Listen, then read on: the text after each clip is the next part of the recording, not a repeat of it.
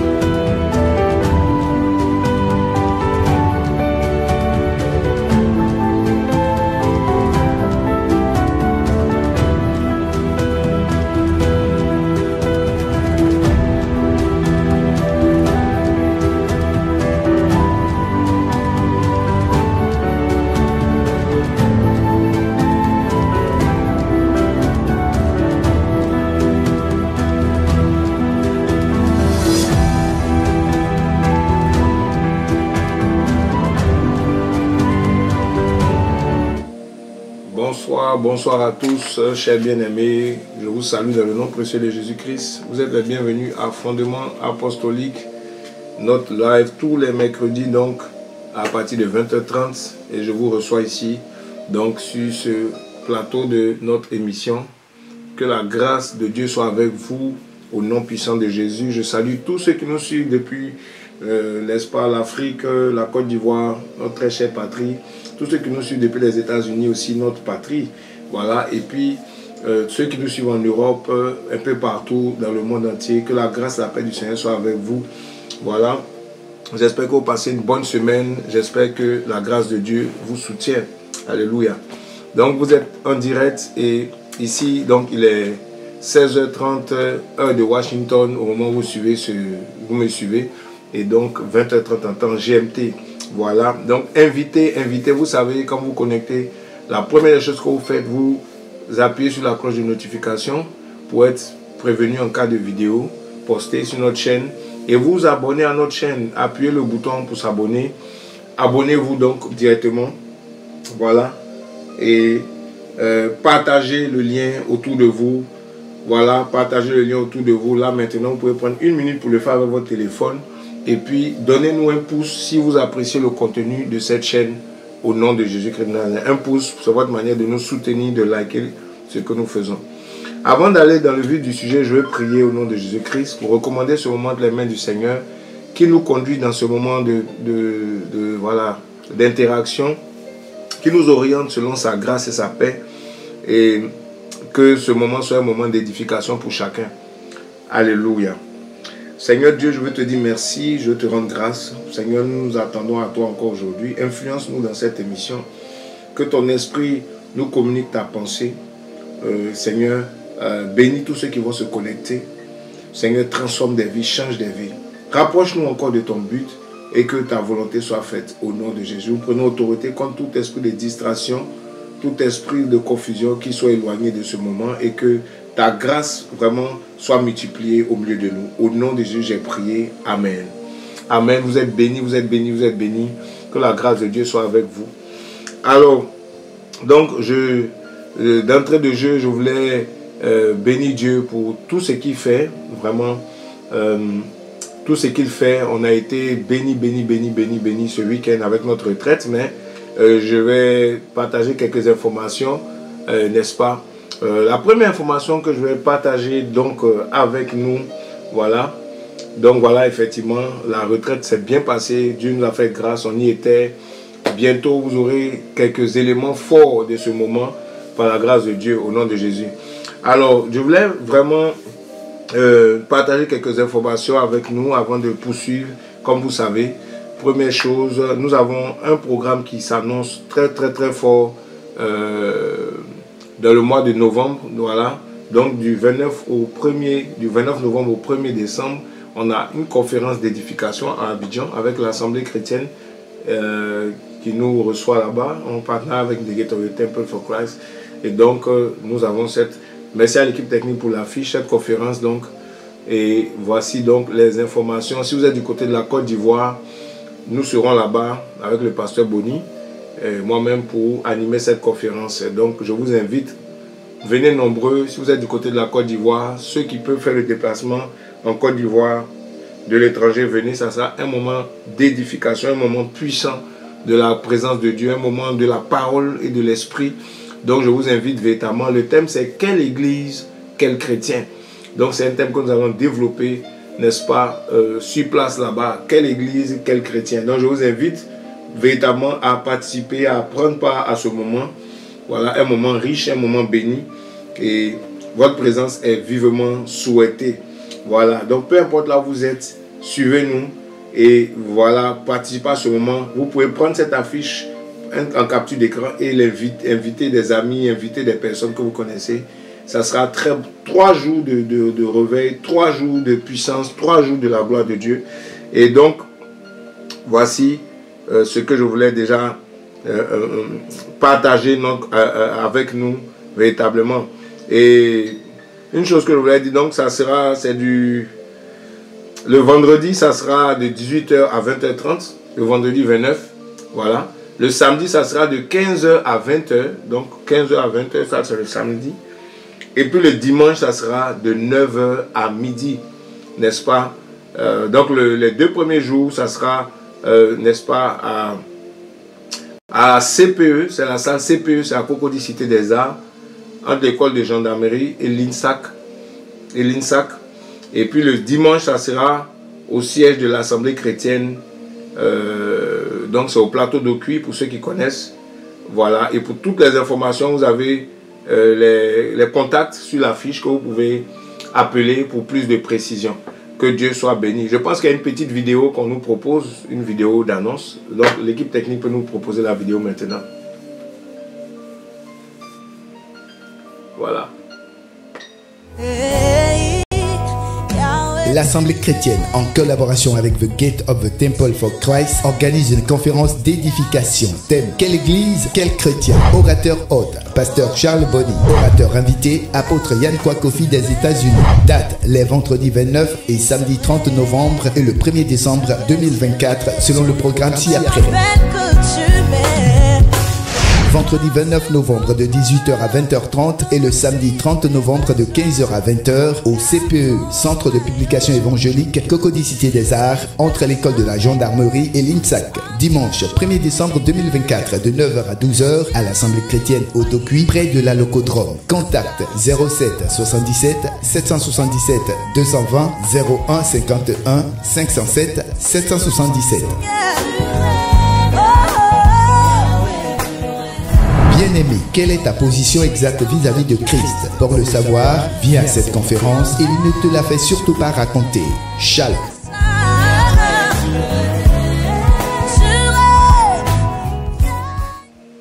Amen, amen, amen. Que Dieu soit béni. Voilà, donc c'est passé, l'annonce est passée. Vous êtes invités, venez très nombreux à ce programme au nom de Jésus-Christ. Et donc, c'est lancé, on est en train de se préparer. Prie, prépare-toi. Quelle église, quel chrétien. Donc c'est un programme vraiment pour édifier le peuple de Dieu concernant l'église, concernant l'identité du chrétien. Et on aura beaucoup de choses à partager à ce niveau. Nous sommes dans le temps de la fin. Qui es-tu? Qui es-tu? Qui es-tu? Qui es-tu chrétien? Qui es-tu église? Quel chrétien? Voilà. Amen. Alors, autre chose que je veux partager avec nous, véritablement, c'est aussi voilà, ce livre qui a été écrit. Voilà. Comme vous savez, le livre est disponible véritablement au nom de Jésus-Christ. Christ est-il divisé? Prends ta copie directement en ligne, copie électronique gratuite sur notre site internet. Voilà. Librairie pour Christ, tu rentres sur notre site, tu vas dans la section librairie, tu peux télécharger ta version électronique, ou tu vas sur Amazon, tu peux commander ta copie, peu importe l'endroit où tu es, ou le service Amazon peut voilà, est disponible, tu peux avoir ta copie directement chez toi à la maison, tu commandes sur Amazon, tu tapes mon nom, Yann Kwakofi, ou Christ est-il divisé, et tu peux avoir ta copie directement, ou si tu es en Côte d'Ivoire, tu peux contacter notre numéro local pour avoir une copie qui te sera livrée chez toi à la maison et moyennant bien évidemment le prix d'achat, la copie, la version papier. Donc c'est un livre édifiant, voilà, que je vous conseille de lire pour la restauration des âmes, la restauration des cœurs, la restauration des relations, la vision de l'unité de Christ. Amen. Voilà. Donc à part ça, toutes les autres informations vous les avez avec nos programmes de formation, etc., etc. Et je vous encourage, n'est-ce pas, pour ceux qui sont nouveaux dans la foi, à vraiment vous approcher pour la formation, pour être formés, pour être affermis avec nos différents programmes et tout ça. Alléluia. Donc, je voulais rapidement, voilà, que Dieu soit béni à l'équipe technique qui nous met l'affiche, effectivement, formation, premier pas en Christ, tous les samedis. Tu es nouveau dans la foi, tu cherches l'affermissement, vas-y et inscris-toi, tu appelles, tu t'inscris. Voilà, où tu es instable, tu peux t'inscrire et voilà. Donc, on va continuer le programme. Merci à l'équipe technique. Je vais faire un point rapide de notre programme de ce week-end. Alors, on avait la retraite qui s'est très bien passée par la grâce de Dieu. Dieu nous a fait grâce à Dallas, au Texas. On s'est retrouvés avec des bien-aimés. C'était un moment d'intimité dans la prière, un moment vraiment d'intimité avec Dieu, où pendant 2 jours, 3 jours, du vendredi au dimanche, on était enfermés dans un centre de retraite où nous avons passé des heures et des heures à prier, à intercéder, à adorer Dieu, à nous ouvrir à recevoir de Dieu, et Dieu nous a visités.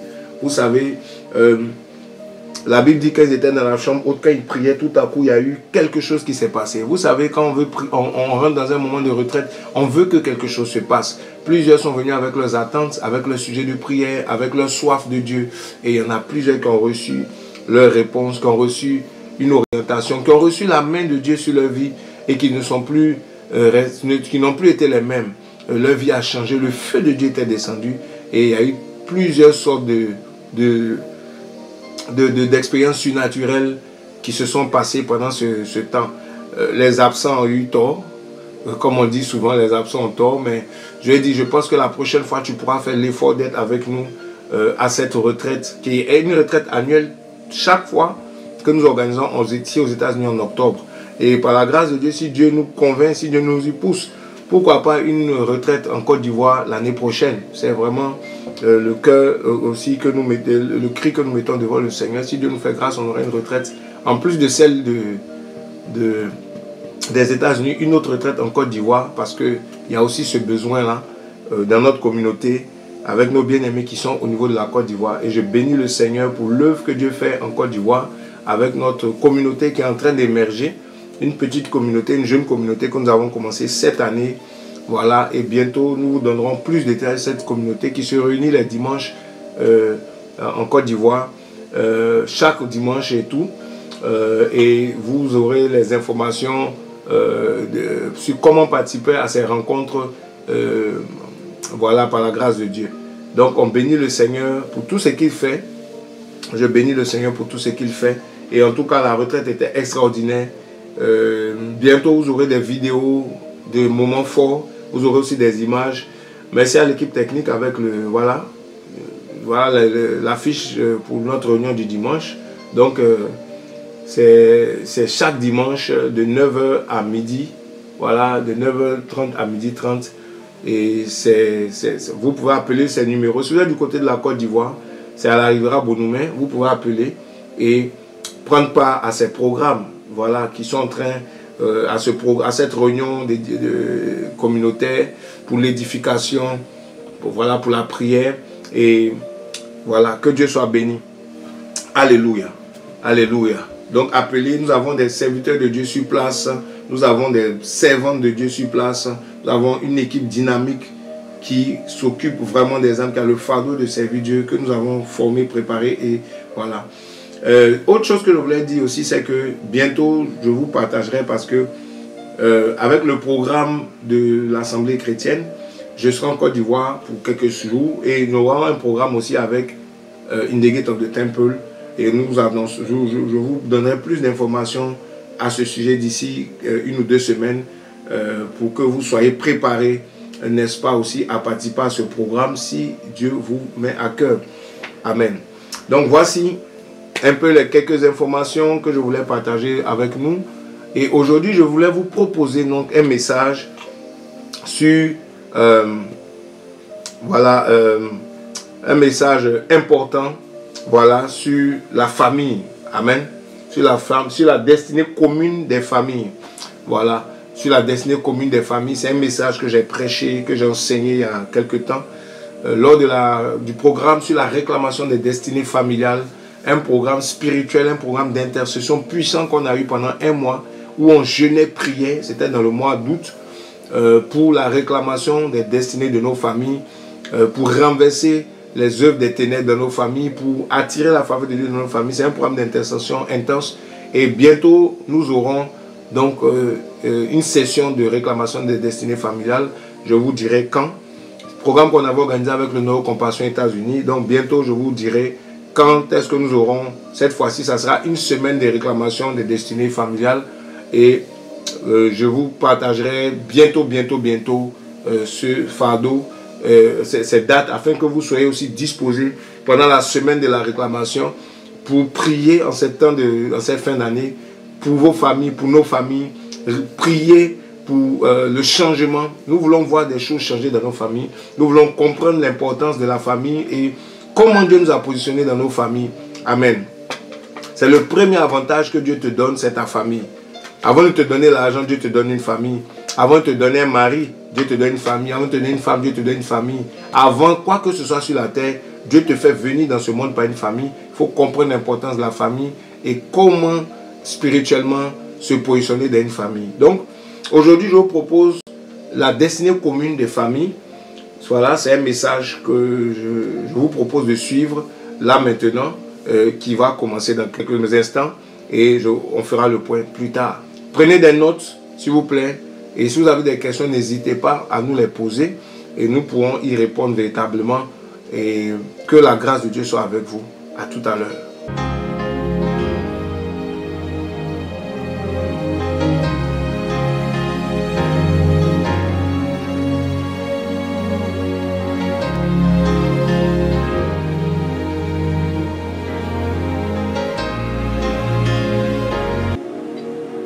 Shalom, shalom, shalom, bien-aimés.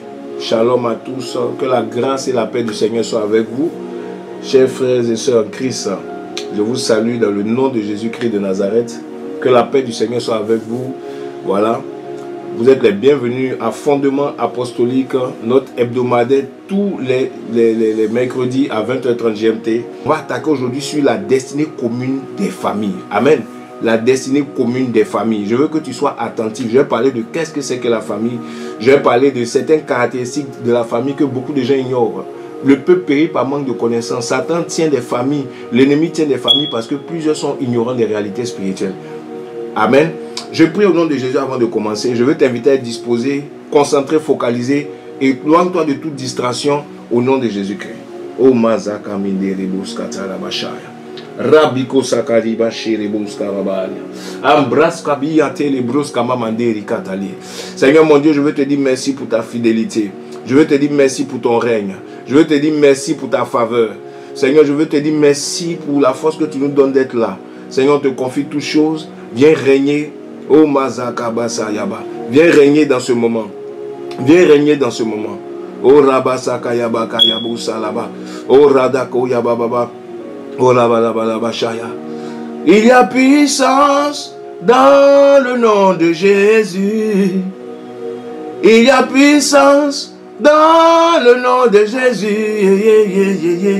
Pour briser les chaînes. Pour briser les chaînes. Dans nos familles, oh, pour briser les chaînes, dans nos maisons, oh, il y a puissance dans le nom de Jésus, le nom de Jésus, il y a puissance dans le nom de Jésus, pour briser les chaînes, pour renverser la captivité dans nos familles, oh, pour briser les chaînes, délivrer ton mariage de l'oppression au nom de Jésus, oh, pour briser les chaînes, pour délivrer tes enfants, pour délivrer nos enfants, pour briser les chaînes, pour libérer nos parents de la captivité.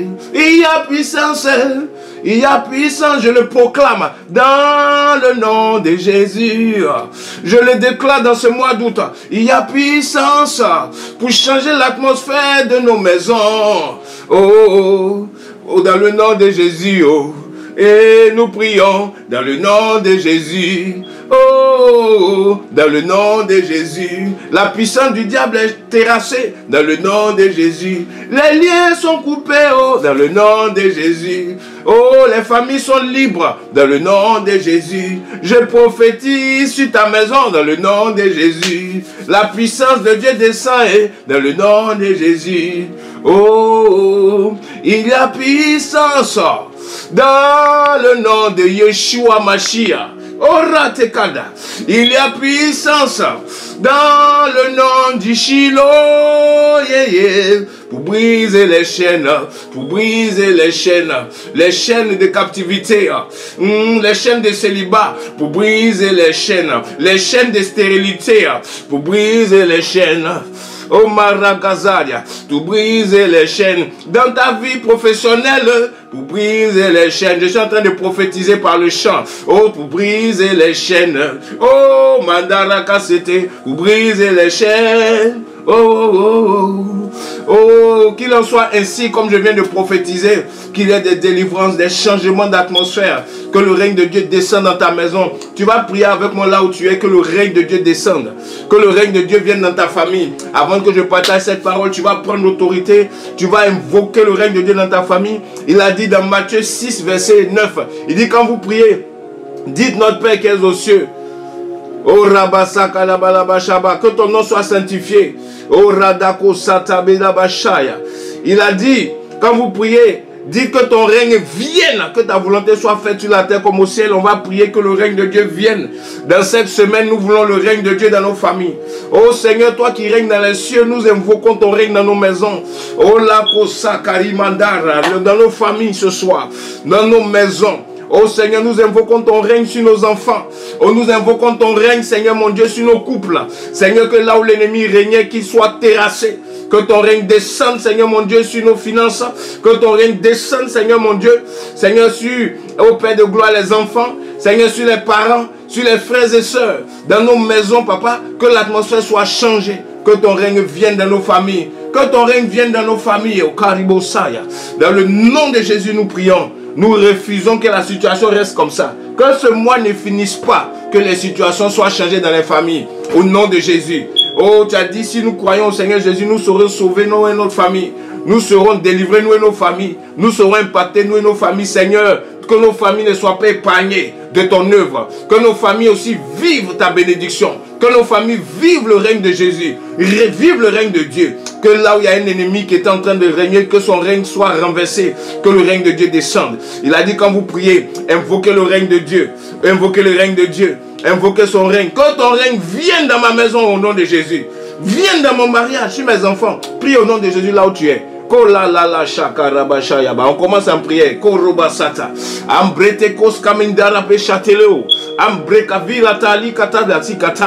Et si tu pries en langue, tu peux prier en langue. Parle à ton Dieu, invoque le règne de Dieu là où tu es. Charabous Kamaman dans ta famille. Que les choses changent, que les choses changent, que les circonstances changent. Au nom de Jésus. Alléluia. Alléluia. Et les au nom de Jésus, tu pries comme ça, tu pries comme ça. C'est dans cette atmosphère que nous sommes depuis 30 jours. C'est dans cette atmosphère d'intercession de feu où nous croyons une chose. La Bible dit celui qui invoque le nom du Seigneur sera sauvé. La Bible dit qu'il répond à celui qui l'invoque.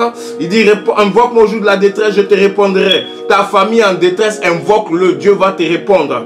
Oh Maskamanda Rabakalabasha. On est en train d'affecter, on est en train d'impacter nos familles dans le monde spirituel. Vous savez, tout commence dans le monde spirituel. Quand les sorciers envoûtent des gens, ils commencent dans le monde spirituel. Il y a des conséquences dans le monde physique. Nous aussi, nous avons compris que pour toucher les choses, il faut aller dans le spirituel. Voilà pourquoi nous invoquons Dieu tout ce mois de juin, et plutôt d'août. Tout ce mois d'août, nous sommes devant Dieu. Interviens dans nos maisons, interviens dans nos familles. Affecte nos mariages, affecte nos enfants, impacte nos familles, change nos situations. Interviens et tends ta main dans le nom de Jésus. Voici pourquoi nous sommes en train de prier comme ça. Alléluia. Alléluia. Alléluia. Garde cette atmosphère de prière, garde cette intensité de prière. Sois en intercession pendant que nous sommes en train de prier ce soir. Il y a des choses qui vont se passer. Ce soir, nous allons rentrer dans la parole de Dieu. Je vais vous parler de la destinée commune des familles. Amen. Mais tu restes en prière s'il te plaît. Oh Ramazoka Baba, tu appelles le règne de Dieu dans ta famille. Quand une parole te touche ce soir, tu proclames des paroles. Il faut être très prophétique. Il faut être très sensible à l'Esprit de Dieu. Alléluia. Oh Rabasha Karibos Karababa Sata. Ambrata Kandeborubo Sharibosa. Tu parles, tu pries, tu intercèdes. C'est comme ça que les choses vont se passer. Les murailles de Jéricho ne sont pas tombées parce que quelqu'un a poussé. C'est des gens qui étaient en prière tout autour. C'est des gens qui intercédaient. Ils étaient en train de prier. Ils étaient en train de prier. Ils étaient en train de prier en langue. Ils priaient autour de cette muraille. Il y a des murailles qui vont tomber dans ta famille au nom de Jésus. J'annonce à quelqu'un qu'il y a des murailles qui vont tomber dans ta famille. Dans ce mois-ci, pendant ces 30 jours, nous sommes en train de prier. Nous faisons le tour de nos maisons, de nos familles. Nous sommes en train de prier. Nous sommes en train de prophétiser. Nous sommes en train de déclarer la parole de Dieu. Nous nous levons contre les œuvres du diable. Il y a quelque chose qui va se briser dans le monde spirituel pour que nos familles puissent entrer dans leur destinée. Est-ce que tu es là? Est-ce que tu es connecté? Est-ce que tu es sensible à ce thème? Est-ce que ce thème te parle? Connecte-toi dans ce moment en esprit. Ne viens pas comme un spectateur, viens comme un participant. Que le règne de Dieu vienne dans ma famille. C'est la prière que nous sommes en train de faire. Pendant que je suis en train de prêcher, prie pour ta famille. Pendant que je suis en train de prêcher, prie pour que les paroles que je suis en train de te donner puissent révolutionner ta vie chrétienne, révolutionner ta famille. Que ces paroles aient un impact et tu participes aussi. Au nom de Jésus. Je vais dire des choses qui vont peut-être te bousculer dans le bon sens. Saisis. Ne reste pas passif. N'écoute pas ça comme une prédication. C'est un moment prophétique. C'est un moment d'action. C'est un moment de réveil. C'est un moment d'impact spirituel pour ta famille. Je vais te dire ça. Donc je commence en même temps. Que la volonté de Dieu soit faite. Que sa parole soit avec nous. Son inspiration soit avec nous. Et que les familles soient affectées. Au nom de Jésus. Alors je commence, bien aimé. La dernière fois nous avons parlé de la réclamation spirituelle. J'expliquais le principe de la réclamation. J'expliquais que la réclamation spirituelle est une action. L'action de rétablir, de faire une demande légale, une demande légitime. Dans la réclamation, il y a la légalité, il y a la légitimité. Il y a le droit. spirituel. Dans le monde spirituel, il y a des lois, il y a des règles, il y a des droits. Ce n'est pas n'importe qui peut faire une réclamation. Ce n'est pas n'importe qui peut demander qu'une situation soit rétablie ou qu'une situation soit ramenée dans la justice de Dieu. Parce que la réclamation est en lien avec la justice. Ce qui est juste, ce qui est correct, ce qui est standard. Tu ne peux pas réclamer quelque chose s'il n'y a pas une condition initiale, il n'y a pas un standard. Ok? Réclamation, c'est un peu comme rachat. S'il y a rachat, c'est parce qu'il y a eu achat d'abord. Ok? Il y a eu achat, donc on rachète. Donc la réclamation vient pour restaurer quelque chose. C'est pour ça qu'il y a un ré, il y a un R. C'est-à-dire rachat, réclamation, résurrection. Vous voyez régénération. Vous voyez tous ces mots. Dieu est le Dieu des R, des récupérations, des rétablissements. Tous ces mots-là, ça nous parle d'une condition initiale. Donc dans la réclamation, il y a une situation qui était là, qui a été changée. Donc on vient pour réclamer. On veut que la situation retrouve ou la personne retrouve sa situation ou sa condition initiale. Donc, c'est la justice que nous cherchons. La justice de Dieu doit être établie. J'expliquais cela. Donc, la réclamation se fait sur la base de la légalité. Les démons, les sorciers agissent sur la base de la légalité. Quand ils occupent la vie de quelqu'un, c'est de manière légale. Quand Satan occupe la vie d'une personne, c'est de manière légale. Satan n'occupe pas ou ne peut pas agir dans la vie de quelqu'un s'il n'en a pas le droit. Voici pourquoi. Avant de pouvoir opérer dans leurs œuvres, les démons, les sorciers, les œuvres des ténèbres, le monde des ténèbres cherche une légalité, une légitimité dans ce qu'ils ont. Voici pourquoi, quand Satan a tenté Jésus et lui a montré toute la gloire de ce monde, il dit que cela m'a été donné. J'ai le droit, je la donne à qui je veux. Il avait un droit légal sur ce monde. La Bible dit que le monde entier, dans Jean 5, est sous la puissance du malin. C'est une puissance qu'il a légalement. Donc, Satan détient des familles, détient des couples, détient des jeunes gens de manière légale. Et il a mis en place des choses qui lui permettent d'avoir le droit dans la vie de ces personnes. Donc c'est important à comprendre. On a parlé de ça. On a parlé de qui a le droit de faire une réclamation. Et je vous explique rapidement. Une réclamation peut se faire par quelqu'un qui a une vie spirituelle, qui lui donne certains droits. Jésus a dit, si tu crois, tu seras sauvé, toi et ta famille. Pour réclamer une famille, il faut d'abord avoir une vie spirituelle. Il faut avoir la foi. Quelqu'un qui n'a pas une foi, quelqu'un qui n'a pas une source spirituelle ne peut pas réclamer une famille. Voici pourquoi les sorciers qui réclament les familles, les magiciens qui réclament les familles, ils ont des droits par rapport à cette famille parce qu'ils s'assurent qu'ils ont un accès à la famille. Ça peut être un accès, il y a plusieurs accès par assimilation. L'assimilation veut dire que vous faites les mêmes choses, vous vous identifiez par rapport à quelque chose. Ça peut être le péché, ça peut être une vie commune, etc., etc. Jésus s'est identifié à nous pour nous racheter, pour nous réclamer nos vies des mains de l'ennemi. Comment? Par le péché. Il s'est fait pécher, quoi qu'il ne soit pas pécheur. Il s'est fait aussi homme. Ça lui a donné le droit de réclamer l'humanité. Donc j'ai parlé un peu de ces choses en détail. Satan réclame la vie des hommes. Pourquoi? Parce qu'il s'assimile à eux par la rébellion et le péché. Chaque fois que tu pêches, Satan peut réclamer ta vie parce que lui et toi, vous avez quelque chose en commun. Donc par assimilation, on peut réclamer quelque chose. La deuxième chose, c'était par le sang ou la famille. Le fait d'appartenir à une maison. Le fait que tu appartiennes à une maison te donne le droit légal dans cette maison parce que tu es membre de la maison. Tu participes à ce que la maison représente. Tu peux réclamer quelque chose. Tu peux réclamer cette maison. C'est pour ça que la Bible dit, si tu crois en Seigneur Jésus, tu seras sauvé, toi et ta famille. Parce que tu appartiens à cette maison. Toi et ta maison plutôt, tu appartiens à cette maison. Voilà, et j'ai parlé du dernier point, c'était l'alliance. On peut réclamer parce qu'on est en alliance. Le mariage par exemple, de manière légale, tu peux réclamer ta femme, réclamer ton mari. Parce qu'il y a une alliance. Réclamer ta belle famille même, parce que tu es en alliance. L'alliance fait de vous deux une personne. Et il y a plusieurs types d'alliances. Tu peux réclamer quelque chose parce que tu es dans une alliance professionnelle, alliance sociale.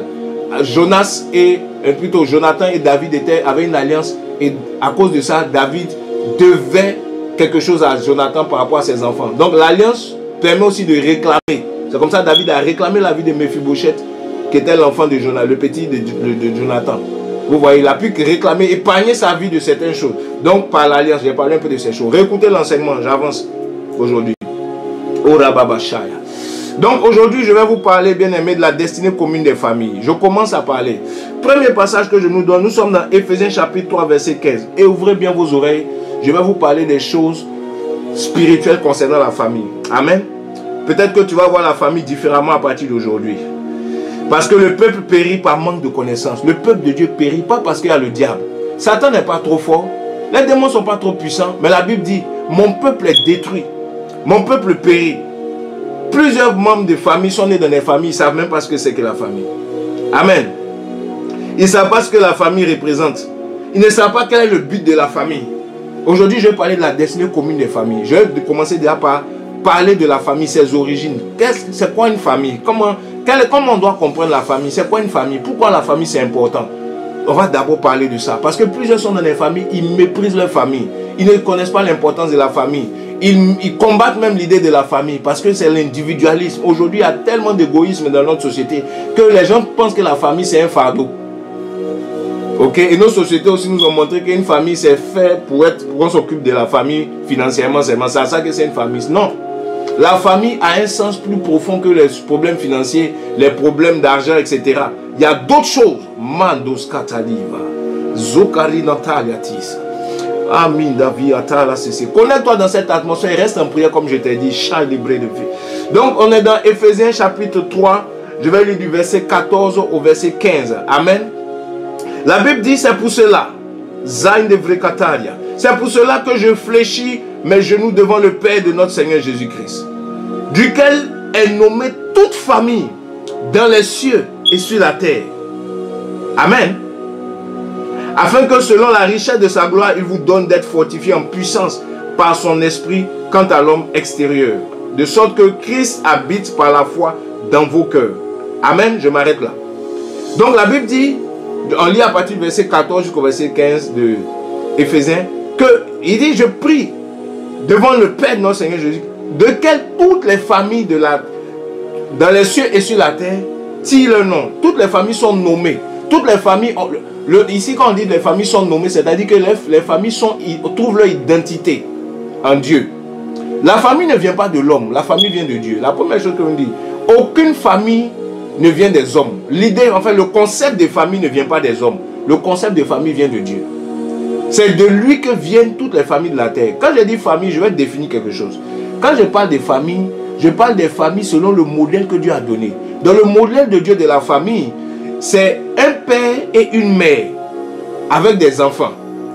Ça, c'est le modèle de Dieu. Les familles de la terre ont un père, une mère et des enfants. Amen. C'est le modèle. Il faut un père, il faut une mère et il faut des enfants. Alléluia. C'est pour ça que la Bible dit, honore ton père et ta mère. Enfants, honorez vos parents. Donc, les parents, c'est le père et la mère. Quand maintenant il y a un père et un père, ce n'est plus une famille, c'est autre chose. Appelez ça autrement. Quand c'est une mère et une mère, quand il y a deux mères, pour une famille, ça s'appelle autre chose. Ce n'est pas une famille. Alléluia. Selon Dieu, quoi. Il faut un père et une mère. La famille est constituée d'un couple de sexes opposés. Ça commence avec un couple de sexes opposés. C'est comme ça que la famille commence. Donc, les familles mutantes d'aujourd'hui, où c'est un homme et un homme qui vont adopter un enfant, ce n'est pas une famille selon Dieu. C'est autre chose. C'est un arrangement social. Ok? C'est un arrangement social pour des gens qui veulent marcher d'une certaine manière. Mais ce n'est pas une famille devant Dieu.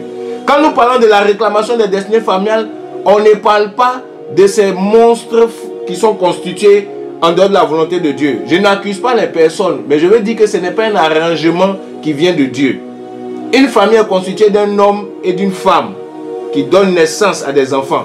Ça, c'est la famille, c'est le modèle.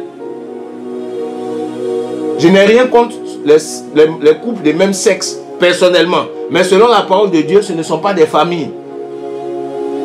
Ils sont même pas, même s'ils se marient, ce n'est pas un mariage. Parce que le mariage selon Dieu, c'est l'homme qui quittera son père et sa mère s'attachera à sa femme. Il faut que ce soit des sexes opposés. Donc je tiens à préciser ça. Quand je parle de famille, si tu te retrouves dans un truc de même sexe, etc., tu es dans un arrangement social qui répond aux droits de l'homme. Mais ce n'est pas un mari, ce n'est pas une famille selon Dieu. Alléluia. Amen. J'espère que je ne choque personne, mais c'est la vérité. Amen. Dieu est le Dieu de qui toute famille dans les cieux et sur la terre. Pas les familles selon nous, mais les familles selon lui. Selon les bases que lui il a établies. Ça, c'est le premier point que je veux poser. Tire son nom. Donc ça, c'est la famille. Amen. Et les familles ont une destinée commune. Pourquoi? Parce que la famille a une origine. L'origine, c'est Dieu. Pourquoi Dieu met une famille en place? Aujourd'hui, je ne vais pas parler des différents rôles des membres de la famille. Parce que Pour comprendre une famille, il faut comprendre le rôle du père, le rôle de la mère, le rôle des enfants. Peut-être qu'on aura la possibilité de faire une partie 2 sur la destinée commune des familles, je parlerai de ça. Mais aujourd'hui, je vais parler de la famille en général, sur la base du fondement que Dieu a établi. Amen. Et vous allez voir le plan de Dieu quand Dieu parle de famille. Première des choses que vous allez comprendre, c'est que quand Dieu commence son projet des humains, Dieu commence avec un couple. Amen. La Bible dit, dans Genèse chapitre 1, je vais prendre cela. Alléluia, j'espère que vous êtes avec moi. Tu dois comprendre dans quoi tu es venu au monde. Tu es né dans une famille. C'est quoi une famille? Tu es né, tu as un père, tu as des frères, tu as des soeurs, tu ne les as pas choisis. Ce n'est pas toi qui as choisi ta famille. Elle t'a été imposée. Il faut savoir ce qu'elle est. Il faut accepter ta famille telle qu'elle est. Il faut savoir ce qu'elle est. Il faut comprendre sa destinée. Il faut comprendre pourquoi Dieu l'a mis ensemble. C'est comme ça que tu vas pouvoir mieux fonctionner dans cet environnement. Parce que, quand vous le vouliez ou pas, vous êtes obligé de vivre avec votre famille. Il y en a qui ont la haine contre leur famille, qui en veulent à leur famille pour beaucoup de choses. Mais je te dis quelque chose. La famille, c'est ton écosystème. Là où tu nais, c'est ton écosystème. Ça veut dire que c'est l'environnement dans lequel Dieu te bénit. C'est l'environnement dans lequel Dieu te façonne. L'environnement dans lequel Dieu t'équipe. Ça peut ressembler à un mauvais environnement, mais il y a des bonnes choses dedans. Ça peut ressembler à un environnement qui t'a fait du mal. Mais quand tu comprends le rôle de la famille, tu prends la famille autrement.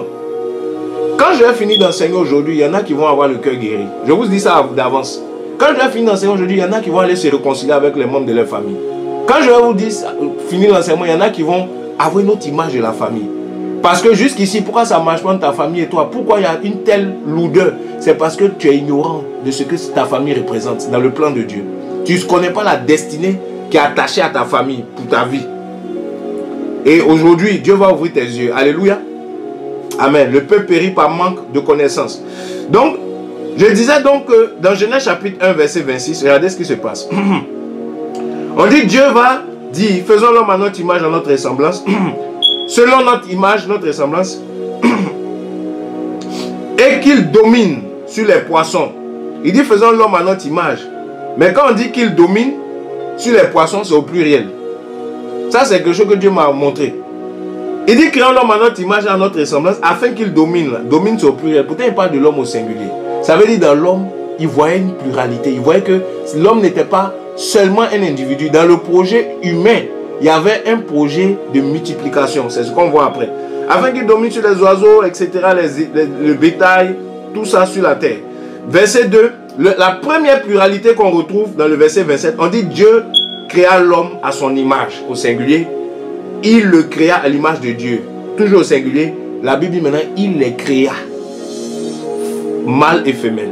Donc quand Dieu disait créons l'homme à notre image afin qu'il domine, il parlait du mâle et de la femelle. Amen. Il parlait du mâle et de la femelle, de l'homme et de la femme.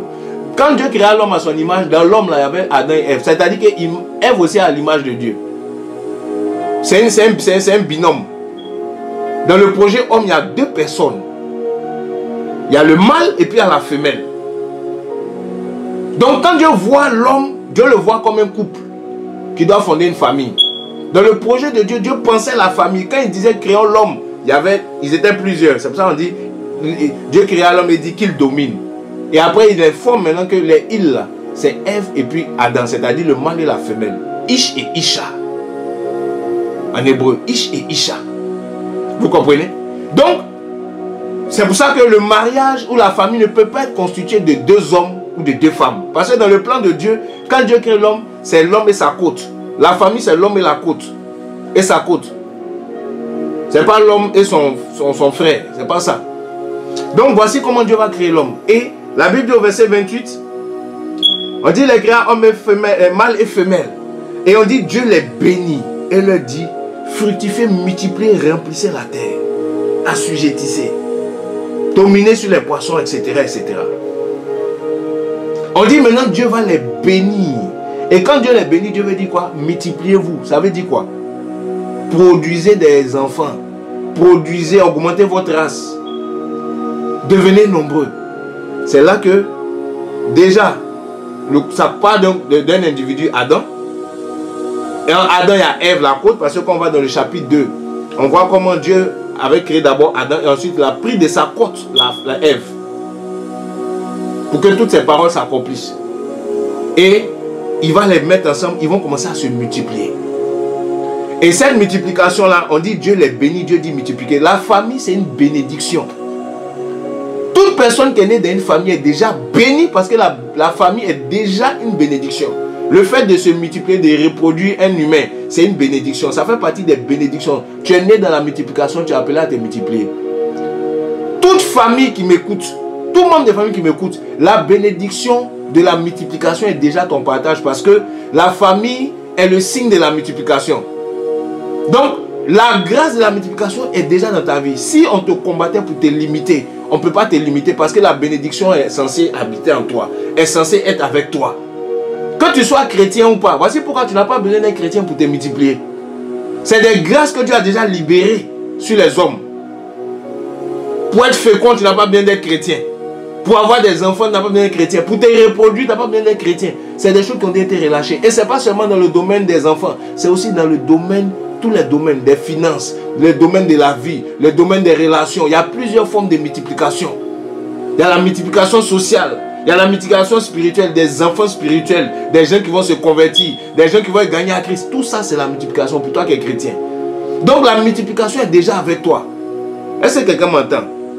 Que tu sois délivré de ton ignorance. Ce n'est pas parce qu'il y a un domaine de ta vie qui est coincé que tout est coincé. Il y a une multiplication quelque part dans ta vie. Appuie-toi dessus et puis restaure tous les autres domaines où c'était stérile.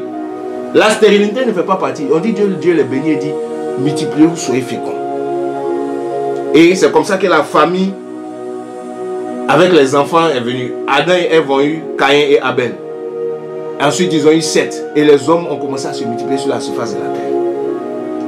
Alors, ce que vous devez comprendre, il y a plusieurs, une des choses que vous devez savoir, la destinée d'une famille, commune des familles, c'est que, première des choses, les familles sont des sources de multiplication, des sources de bénédiction. Peu importe tes parents, peu importe tes frères, peu importe comment ils sont, la famille est une source de bénédiction. Maintenant, Satan attaque les familles. Il y a deux institutions que Satan a commencé à attaquer pour cribler l'humanité dès le début. Quand Adam était seul, Satan ne l'avait pas attaqué.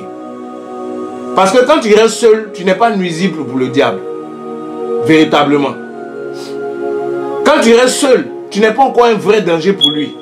Parce que le vrai danger, c'est lorsque la multiplication commence. Le vrai danger, c'est lorsque vous devenez plus nombreux. Voici pourquoi quand Adam était seul, le diable ne l'a pas attaqué. Il n'y a pas eu de tentation véritablement. Mais quand Adam s'est marié, Dieu lui a donné une femme. C'est là que le diable vient parler à la femme. Le diable va s'attaquer à ton épouse. Le diable va s'attaquer à ta famille. Pourquoi? Parce qu'il sait que le plan de Dieu réellement pour l'humanité, pour les hommes, réside dans le couple, dans la famille. Ça réside dans le couple, dans la famille. Voici pourquoi les familles sont attaquées. Il y a autant de divorces. Parce que la famille commence avec le couple. Une famille ne commence pas avec un homme. Une famille commence avec un homme et une femme. Quand il y a un homme et une femme, même s'ils n'ont pas encore d'enfants, même si la femme ne peut pas enfanter naturellement, ils sont déjà une famille potentielle parce qu'ils sont un binôme sur qui Dieu va déverser la multiplication. Ça peut ne pas être des enfants biologiques, ça peut être des enfants spirituels, ça peut être des aspects de leur vie professionnelle, sociale, que Dieu va utiliser pour amener une domination, pour amener un impact dans une famille, dans une région. Est-ce que vous me comprenez? Donc, le diable attaque les couples, il attaque les familles. L'ennemi en veut aux familles. Parce que Dieu a un projet pour les familles. Le projet des familles, que Dieu a avec les familles, je vais l'expliquer. La multiplication, la domination, le royaume de Dieu, c'est par la famille que ça doit se manifester. C'est pour ça que la Bible dit, il dit multipliez-vous, assujettissez la terre, dominez-la. C'est en vous multipliant, en devenant des familles, que vous pouvez emmener le règne de Dieu quelque part. La famille est très importante. C'est pour ça que Satan fustige les familles. Quand les hommes n'ont plus de repères dans la société, ils sont meurtris. Ils ont la haine contre leur père. Ils ont la haine contre leur mère. Ils ont la haine contre leurs frères. Et ils sont fermés à la multiplication. Multiplication. Ils sont fermés à leur destinée. Parce que la famille est là pour ouvrir ta destinée. Ta famille est là pour te préparer à rentrer dans ta promesse. C'est pour ça que Jésus-Christ lui-même, quand il est venu, il est né dans une famille. Il n'est pas tombé du ciel. Il a eu un père et une mère. lui le Messie. Parce que le principe de l'humanité, c'est dans un environnement familial que quelqu'un peut percer le sens de sa vie. Dieu utilise les gens qui étaient avant toi pour t'aider. Ils peuvent avoir un comportement, mais il y a quelque chose que Dieu veut t'enseigner dans cette famille qui va te rendre plus mature. Alléluia. Dieu a utilisé les frères de Joseph qui étaient méchants avec lui pour le conduire dans sa destinée et pour amener une révolution économique. C'est ses frères qui ont été utilisés. La méchanceté de ses frères est devenue le levier que Dieu a utilisé pour activer sa destinée.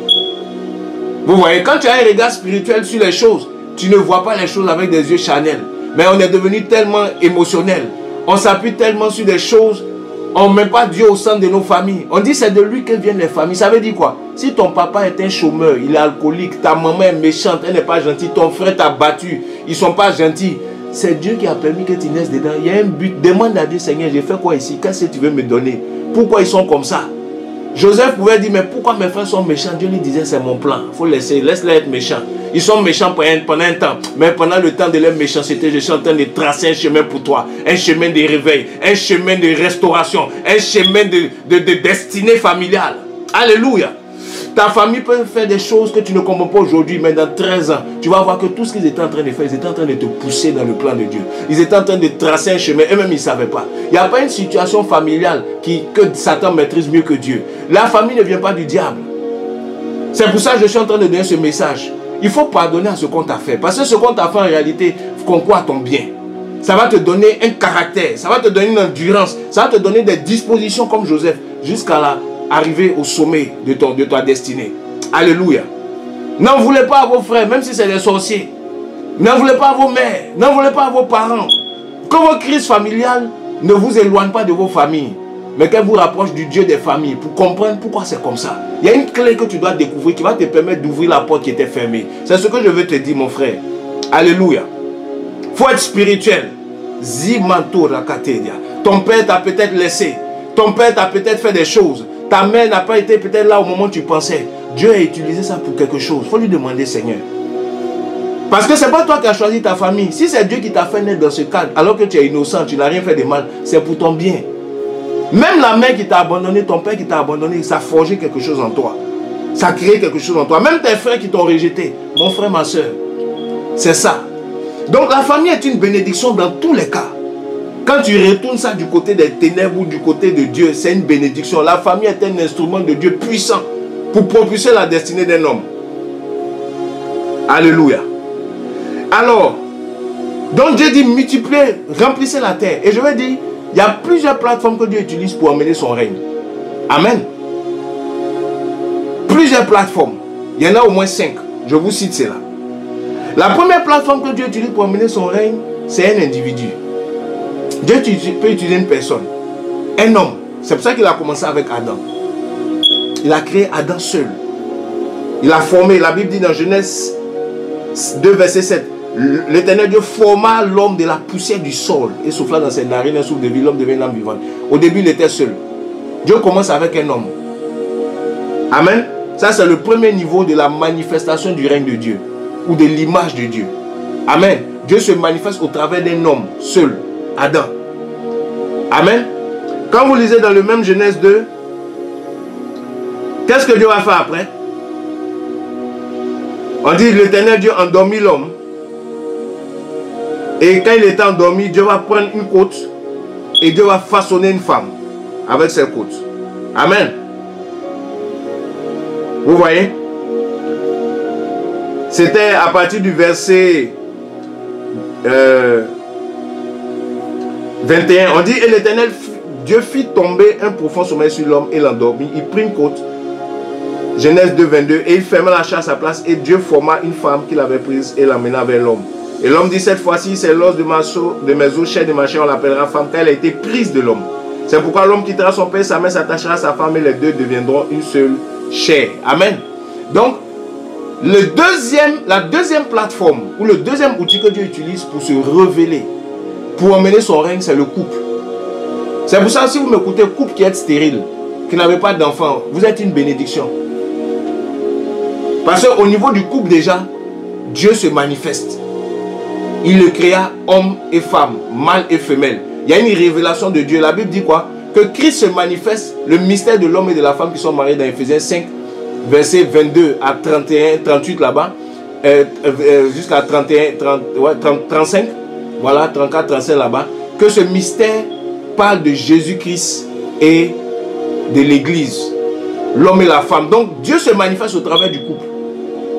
C'est pour ça que ça commence avec un homme, après ça vient au niveau du couple. Quand le couple a été formé, Satan a commencé à attaquer la famille. Il allait vers Ève pour la déstabiliser, pour la détourner de son mari, pour mettre le péché dans le couple. Est-ce que vous me comprenez? C'est le premier niveau d'attaque contre les familles, c'est le couple. La première attaque de Satan, c'était contre le couple.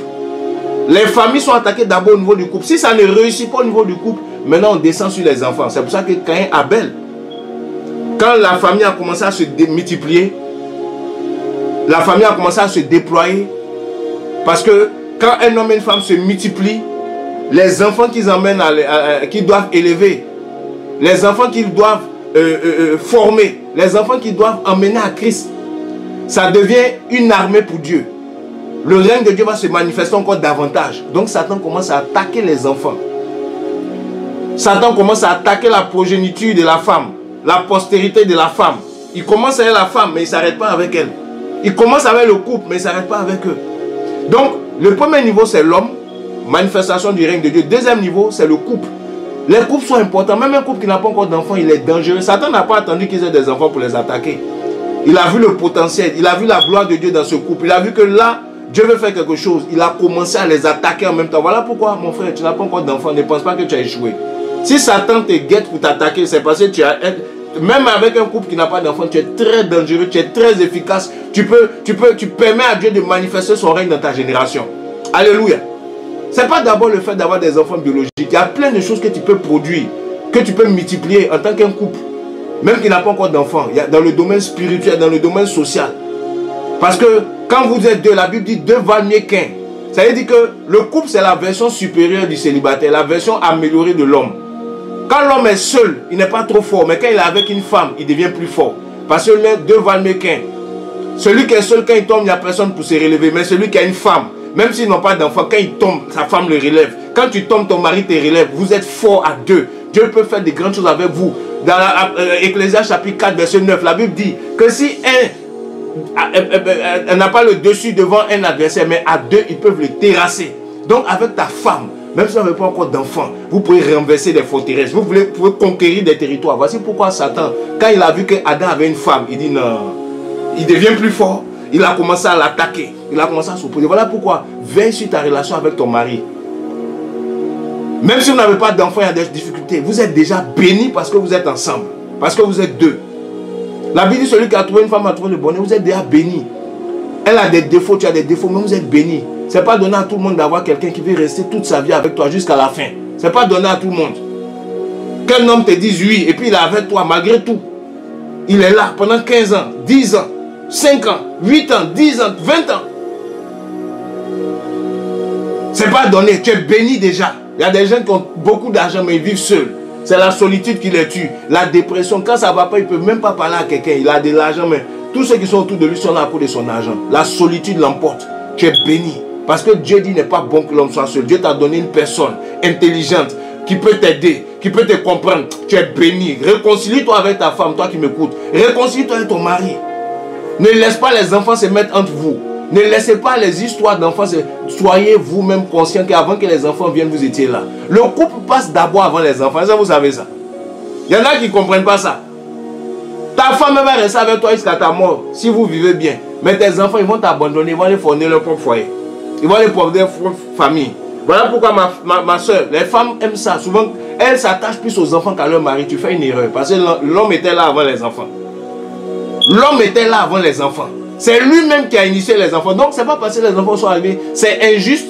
Ce n'est pas correct devant Dieu. Spirituellement, que tu t'attaches plus à tes enfants qu'à ton mari. Qu'à leur père. Alléluia. Alléluia. Et l'homme aussi pareillement. Ta femme était là. Maintenant que tu as des enfants, tu te concentres plus sur les enfants. Tu honores plus les enfants que la femme. Alléluia. Tu honores plus les enfants que la femme. Ce n'est pas normal. Donc, la famille, c'est déjà avec le couple. Le couple est une plateforme où Dieu va se manifester.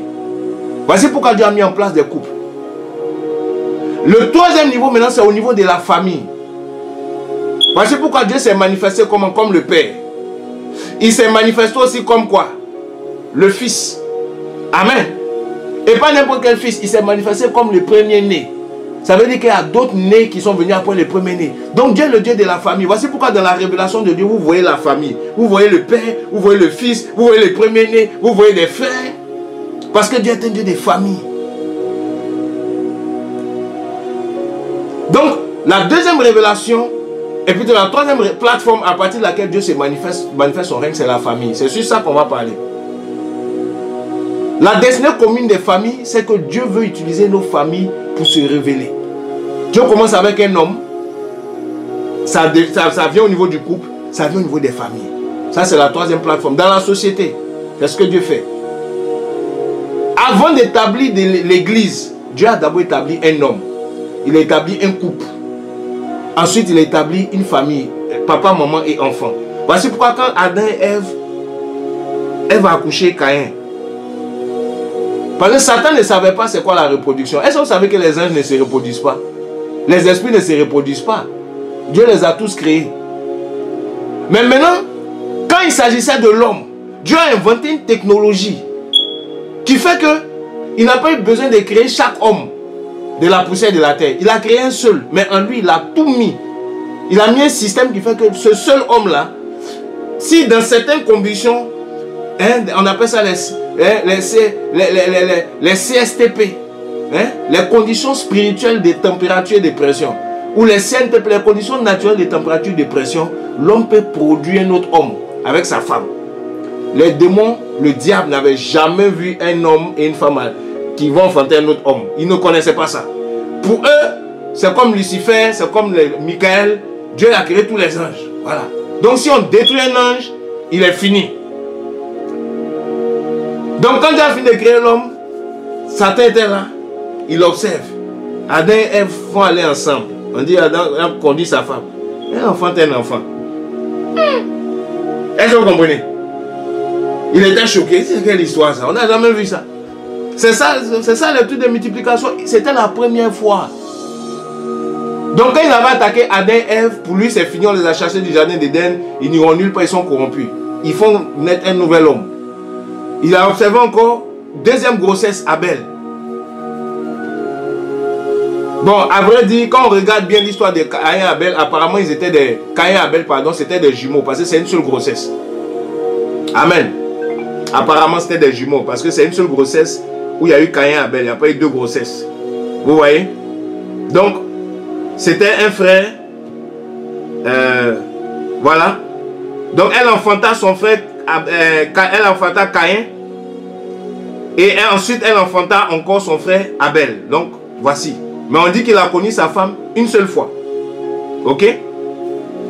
Vous voyez? On n'a pas dit qu'elle a pris une deuxième grossesse. Amen. Donc voici. Et là, Satan a commencé à voir que mais cette multiplication, ça me dérange. Il a commencé à attaquer les enfants pour qu'ils s'entretuent. L'attaque familiale. Vous voyez la haine dans les familles aujourd'hui. Satan comprend que la famille est une bénédiction. Voici pourquoi tout ce qu'il peut faire pour casser l'image de la famille, il va mettre des pères, deux hommes, il va dire c'est une famille aujourd'hui. Il veut pervertir l'idée de la famille. Deux femmes, c'est une famille. Hein? On va adopter des enfants dans des conditions bizarres, de pudicité, tout ce que vous ne pouvez pas imaginer. Des familles où il n'y a pas de mariage. Ok? La base de la famille, c'est le mariage. Maintenant, après, à cause du péché, il y a beaucoup d'expériences que les hommes ont fait. Mais un homme doit prendre soin de ses enfants, un homme doit assumer ses enfants, une femme doit assumer ses enfants. Il y a des familles récomposées. Le cadre familial aujourd'hui est beaucoup fragile parce que ce n'est plus l'homme et la femme qui éduquent les enfants. Ce n'est plus l'homme et la femme qui sont les repères. Parce que là où même tu as eu ton père et ta mère, on te prend, on va te mettre dans une autre famille où là-bas il y a deux pères, il y a deux mères. Tu es mélangé. Tu ne comprends rien. Parce que l'homme a été fait. L'homme a été créé pour être éduqué par un père et une mère. Pour être dans cet environnement, c'est là que l'homme trouve son équilibre. Alléluia. Donc j'avance dans le nom de Jésus-Christ de Nazareth. J'espère que vous êtes bénis ce soir par cet aspect. Donc la famille, c'est une plateforme de manifestation du règne de Dieu. La première plateforme, c'est l'homme. La deuxième, c'est le couple. La troisième, c'est la famille. La quatrième, plateforme, c'est la nation. Une nation physique comme Israël. Une nation biologique. Une nation physique. Une nation... La famille grandit, se multiplie pour devenir une nation. Donc on voit l'exemple. Dieu utilise une nation comme Israël, la nation avec laquelle il y a une alliance. On voit ça avec Abraham. Dieu dit quoi à Abraham? Que je ferai sortir de toi des nations. Amen. Il dit que les familles de la terre seront bénies en toi. Dans Abraham, il y avait tout ça, mais au travers d'Abraham est née une nation biologique. Donc il y a l'homme, il y a le couple, il y a la famille, il y a la nation biologique. Et puis ensuite, la cinquième plateforme, il y a la nation spirituelle, c'est-à-dire l'église. Amen. Il y a l'église. Dieu utilise une église pour amener son règne. Mais avant que l'église ne naisse, il y avait eu l'homme, il y avait eu la femme, et plutôt le couple. Il y a eu la famille. Vous voyez que c'est avec une famille que Dieu a restauré la terre, la famille de Noé, dans Genèse chapitre 6. On dit que Dieu a mis dans l'arche Noé et sa famille. Amen. Noé et sa famille. Lui, sa femme, ses 3 fils et leurs 3 femmes. 8 personnes. Dans Genèse chapitre 6. Quand Dieu a commencé son histoire avec Noé. Vous voyez? Donc, c'est comme ça que ça se passe. Et c'est par la famille que Dieu a peuplé les nations. C'est par la famille de Noé que Dieu a suscité des nations. Et Israël est sorti de la descendance de Noé. Amen. Pareillement, après la naissance de la nation juive, Dieu a suscité une autre entité, l'église, par Christ. Donc ce sont les plateformes que Dieu utilise pour manifester son règne. Il n'y en a pas d'autres. Donc la famille joue un rôle clé. C'est pour ça qu'il a dit que crois au Seigneur Jésus-Christ. Tu seras sauvé, mais pas toi seul, toi et ta famille. Je vais vous dire quelque chose. Quand un esprit s'intéresse à un homme, il ne s'intéresse pas à lui seul. Il s'intéresse à sa famille. Il s'intéresse à ses descendants. Il s'intéresse à ses générations après lui. Pourquoi? Parce que cet esprit-là a besoin des autres membres de la famille pour accomplir son dessein. Il n'a pas besoin de toi seul. Alléluia. Quand Dieu te touche, dans son plan, ce n'est pas toi seul. Il veut utiliser ton frère, ta soeur, tes parents. Pourquoi? Parce que Dieu est le Dieu de la famille. C'est pour ça que la Bible dit que toute famille dans les cieux et sur la terre tire son nom. L'histoire des familles, ça n'a pas commencé sur la terre, ça a commencé au ciel. Il dit, les familles sur la terre, dans les cieux et sur la terre. Sur la terre, c'est des familles naturelles. Au ciel, c'est des familles spirituelles. Les classes d'anges, ce sont des familles. Parce qu'il y a plusieurs types de familles. Il y a des familles biologiques, il y a des familles spirituelles, il y a des familles professionnelles. Ok? Les gens avec qui vous parlez le même langage, vous constituez la même entité. Il y a des familles, par rapport à ton travail, Dieu peut te mettre dans une sorte de famille. Par rapport à ta profession, où vous vous assimilez les uns aux autres. Vous parlez le même langage. Amen. C'est la racine du mot nation. Les nations sont... Le mot nation, là, ça vient du mot ethnos. Ethnos qui signifie tribu, qui signifie aussi clan. Ça parle aussi des familles. Donc la famille joue, c'est la souche de la famille. C'est la souche de plutôt de la société. Voici pourquoi, si tu détruis les familles, tu détruis la société. Aujourd'hui, pourquoi nos sociétés vont dans tous les sens? C'est parce que les familles sont détruites. Les hommes et les femmes ne respectent plus le cadre familial. Les époux amènent la souillure dans les familles. Les femmes amènent la souillure, le mari, la souillure, les enfants n'ont plus des modèles. Et les enfants amènent la souillure. Satan a brisé les fondements des familles pour paralyser notre société, paralyser même nos églises. Même dans les églises, les gens ne connaissent plus le rôle de la famille. Les hommes ne connaissent plus le rôle de la famille. Les enfants ne sont pas à leur place. Les parents ne sont pas à leur place. C'est renversé. Quand les fondements sont renversés, le juste que fera-t-il? Quand les fondements de la société sont renversés, vous voulez que les gens deviennent bien, mais regardez leur famille d'où ils viennent. Regardez les habitudes familiales. Regardez la haine familiale. Regardez le mépris de la famille. Amen. On n'enseigne même plus sur les familles. Pourquoi j'apprécie ceux qui enseignent sur la famille, le rôle des parents, le rôle des enfants. Et le Seigneur me met à cœur d'en parler dans ce programme et même après. Parce que nos sociétés vivent un chaos à cause des problèmes des familles. Tous les hommes que vous voyez qui sont des dangers pour la société, la plupart du temps, c'est dans leur famille que le problème a commencé. des frustrations familiales, des traumatismes d'enfance, quand ils étaient encore avec leurs parents. Et le manque de connaissance de Dieu, bien évidemment. Car quand tu as Jésus-Christ, tout ce qui était comme un malheur pour toi, Dieu le transforme en grâce. Parce que toute chose concourt au bien. Voici pourquoi quand tu donnes ta vie à Jésus-Christ, tout ce qu'on t'a fait, ça devient un avantage pour toi. Tout ce qu'on essaie de te faire, quand on te rejette, ça te rapproche de Dieu. On t'accepte, ça te rapproche de Dieu. On t'insulte, ça te rapproche de Dieu. On te menace, ça te rapproche de Dieu. On te combat, ça te rapproche de Dieu. On te soutient, ça te rapproche aussi de Dieu. Parce que dans tous les cas, tout ce qu'on présente contre toi devient un avantage pour toi. Parce que Dieu qui est avec toi, qui peut être contre toi. Voici pourquoi accepte Jésus-Christ pour que ta famille change. Accepte Jésus-Christ. Tu n'as pas besoin que ta famille change. Toi, change. Si toi, tu changes, ta famille va changer. Si toi, ta vie change et que tu laisses Jésus être le Seigneur de ta vie, les problèmes qui étaient pour toi des problèmes vont devenir un avantage dans l'esprit. Alléluia. Mandoro Gazaka. Et ils ne savaient pas quand tu es en Jésus-Christ, ils étaient en train de le pousser dans sa destinée. Ils ne savaient pas qu'en l'arrêtant pour l'emmener chez Pilate, ils étaient en train de le ramener dans sa destinée. Ils étaient en train de le pousser vers le dessein pour lequel il était venu. La Bible dit s'ils avaient connu, si les chefs de ce monde avaient connu, les sages, ils n'auraient pas crucifié le Seigneur de gloire. Mais ils l'ont crucifié parce qu'ils n'ont pas connu. Ce que l'œil n'a point vu, ce que l'oreille n'a point entendu, c'est ce que Dieu a préservé pour ceux qui l'aiment. Alléluia. Ce qui n'était point monté dans le cœur de l'homme. Mon frère, le plan de Dieu, ce n'est pas avec notre intelligence qu'on peut le comprendre. Le plan de Dieu pour ta famille, tu es né dans une famille où les gens ne se parlent pas. Bénis Dieu. Commence à prier. Commence à accepter Jésus. Dis Seigneur, pourquoi je suis dans cette famille? Qu'est-ce que tu veux faire? Dieu va t'ouvrir les yeux. Il va te dire, ça c'est un avantage pour votre famille. Regarde ce que je suis en train de faire. Et quand tu vas suivre ces instructions, un matin, tu vas voir que le règne de Dieu va descendre dans ta famille. Ce qui était un problème va devenir un trépied. Va devenir un trampoline pour te lancer. Va devenir un ascenseur pour faire décoller ta famille. Ils ont vendu Joseph comme un esclave. Mais c'est ce qui est devenu l'ascenseur de sa destinée. Ils ont pensé qu'ils le jetaient dans un trou. Ils l'ont mis dans un trou.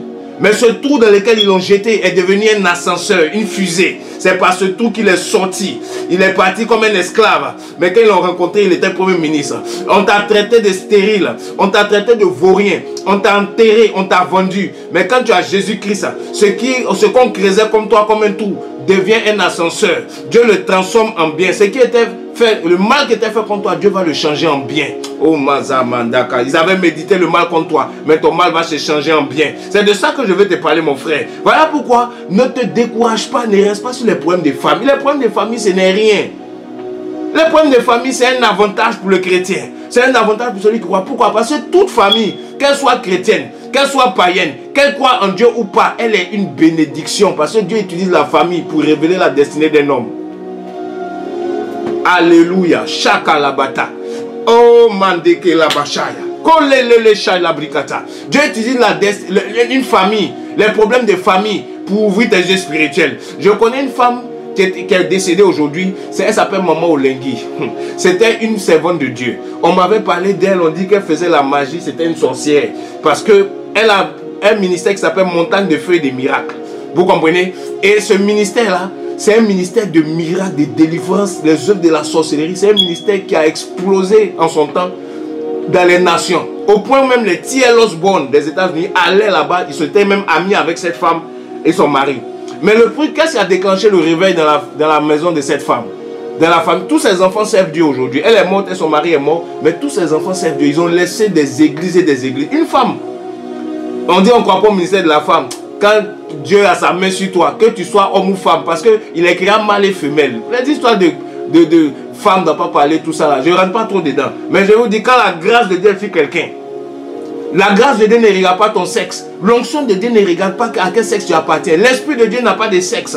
Il a un cœur. Et il cherche un cœur pour se connecter. Quand ton cœur est connecté, que tu sois un homme ou une femme, ce que Dieu va faire avec toi, ça va épater ta famille. Ça va épater ta génération. Oh Ramazokate Laka. Il y a des familles qui ont été rachetées par des femmes. Il y a des familles qui ont été, leur destinée était réclamée par des femmes. Cette femme, Maman Olengi, j'ai écouté quelques-uns de ses moments. Vous pouvez aller taper Maman Olengi sur Internet. Montagne de Feu et de Miracles, MFM. Maman Olengi, vous tapez ça. Vous écoutez son enseignement. Donc, cette femme explique. Et je cite rapidement, elle avait un problème de famille. Son mari la trompait. En fait, ils avaient hébergé des membres de la famille chez eux. Son mari avait un bon poste. un bon poste, il travaillait pour l'État congolais, tout ça. Et puis, bon, il avait beaucoup d'argent, il partait en mission, il était directeur, tout ça. Et la famille était dans sa maison. Alors la famille pratiquait, il y avait des membres de la famille qui pratiquaient la sorcellerie. Et donc il avait envoûté son mari. Son mari ne faisait que sortir avec des filles. Son mari était infidèle. Comme pas possible. Il avait la démangeaison de l'infidélité. Il y avait toujours des problèmes. Son mari couchait avec des femmes dehors, méchants. Tout ça, elle était vraiment une femme trompée. Et les membres de la famille encore faisaient des méchancetés, des querelles. On l'accusait. Et elle souffrait, elle était blessée.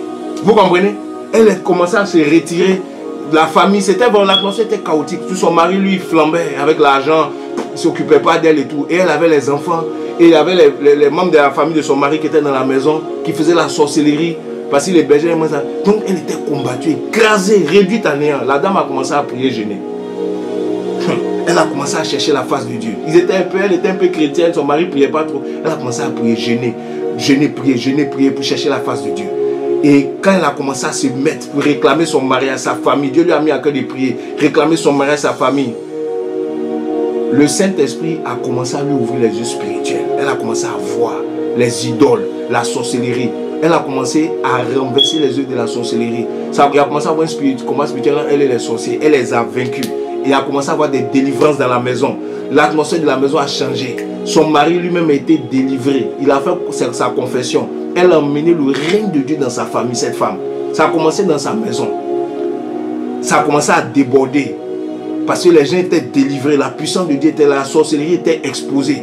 Les œuvres des ténèbres, les destinées de la famille qui étaient emprisonnées. Son mari est devenu un homme de Dieu à cause des prières de cette femme. Elle-même, elle est devenue servante de Dieu d'abord. Son mari est devenu un apôtre. Les enfants commençaient à être délivrés des traumatismes qu'ils avaient. Ils servent Dieu aujourd'hui. D'autres sont dans le champ, d'autres sont des pasteurs. La famille, les cousins, tout le monde s'est converti. Aïe, aïe, aïe, aïe. Moi, je crois en ce Dieu de la restauration des familles, de la réclamation des destinées familiales. Mon frère, fléchissons les genoux, nos familles vont changer. Cherchons le Dieu. Elle a commencé à prier, la puissance de Dieu est tombée.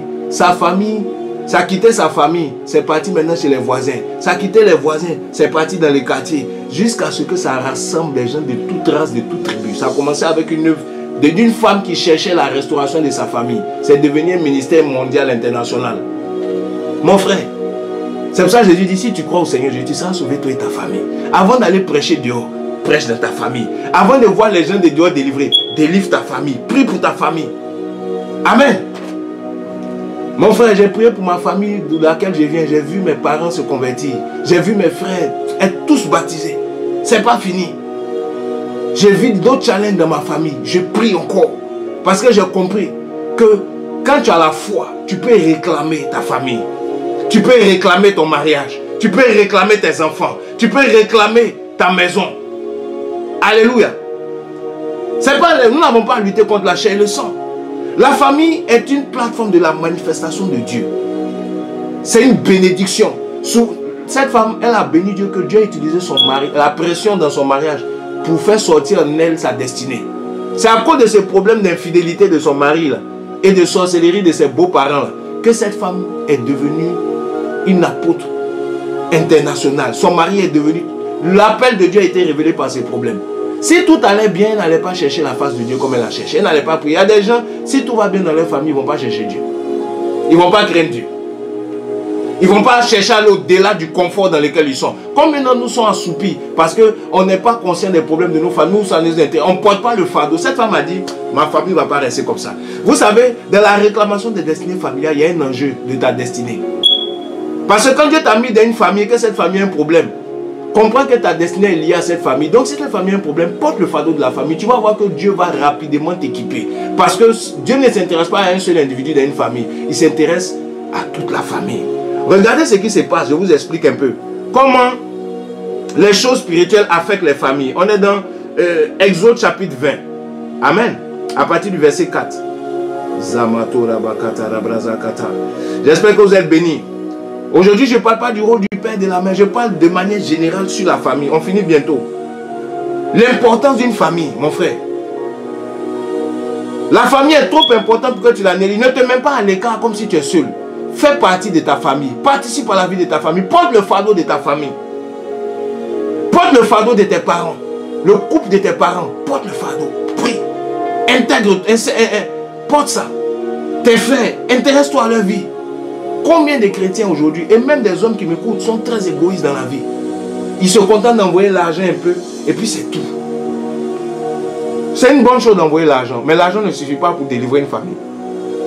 Jacob avait de l'argent, mais sa famille n'a pas été restaurée quand il y a eu la famine, par l'argent de Jacob. C'est par la destinée qui a été enfantée, la destinée de Joseph. Ça prend une destinée, je vous assure, pour voir les choses de Dieu se faire. Donc dans la destinée commune des familles, vous devez comprendre que toute famille est une plateforme, c'est un écosystème pour engendrer ta destinée personnelle, pour faire paraître la lumière de Dieu, le règne de Dieu. Dans la vie des individus de la famille, mais pas seulement eux, dans la société et plus loin. Tout dépend de comment tu prends ta famille. Vous allez voir que la plupart des familles qui dominent dans le monde, les gens qui dominent dans le monde, c'est des fortunes familiales. Je vous donne un exemple. C'est des fortunes de famille. Les milliardaires, c'est souvent des trucs de famille. Ils dominent un domaine à cause de la famille. Ça peut être le domaine de l'industrie, ça peut être le commerce. Vous allez voir que c'est une affaire familiale. Quand ça devient familial, ça devient puissant. Mais nous les chrétiens, on a perdu le sang de la famille, et les Africains surtout. C'est chacun pour soi. On ne veut pas s'entraider. On fait la compétition dans la famille. Vous allez voir que les juifs, vous allez voir que les familles orientales ont compris que la famille est une grande force. Spirituellement et même socialement. C'est des clés. Quand tu comprends ça, ta famille devient un avantage. Faites des business avec vos enfants. Faites des business avec vos familles. Déjà avec le couple. Ensuite avec les enfants. Intégrez les enfants dans vos activités. Faites les choses ensemble. La femme fait seule de son côté, elle, ça ne marche pas. Son mari fait seul, ça ne marche pas. Mettez-vous ensemble. Devant mieux qu'on dit ensemble, ils peuvent tirer un meilleur salaire de leur trésor. Hein? Ecclésiaste 4, verset 9. Hein? À 11 ou 12 là-bas. Oui, c'est important, vous m'écoutez. Souvent, ce n'est pas que Dieu exauce moi. Dieu t'a déjà donné une femme. Travaille avec elle. Seigneur, bénis-moi, donne-moi un truc. Et tu es seul, ton mari est le côté. Travaille avec ton mari.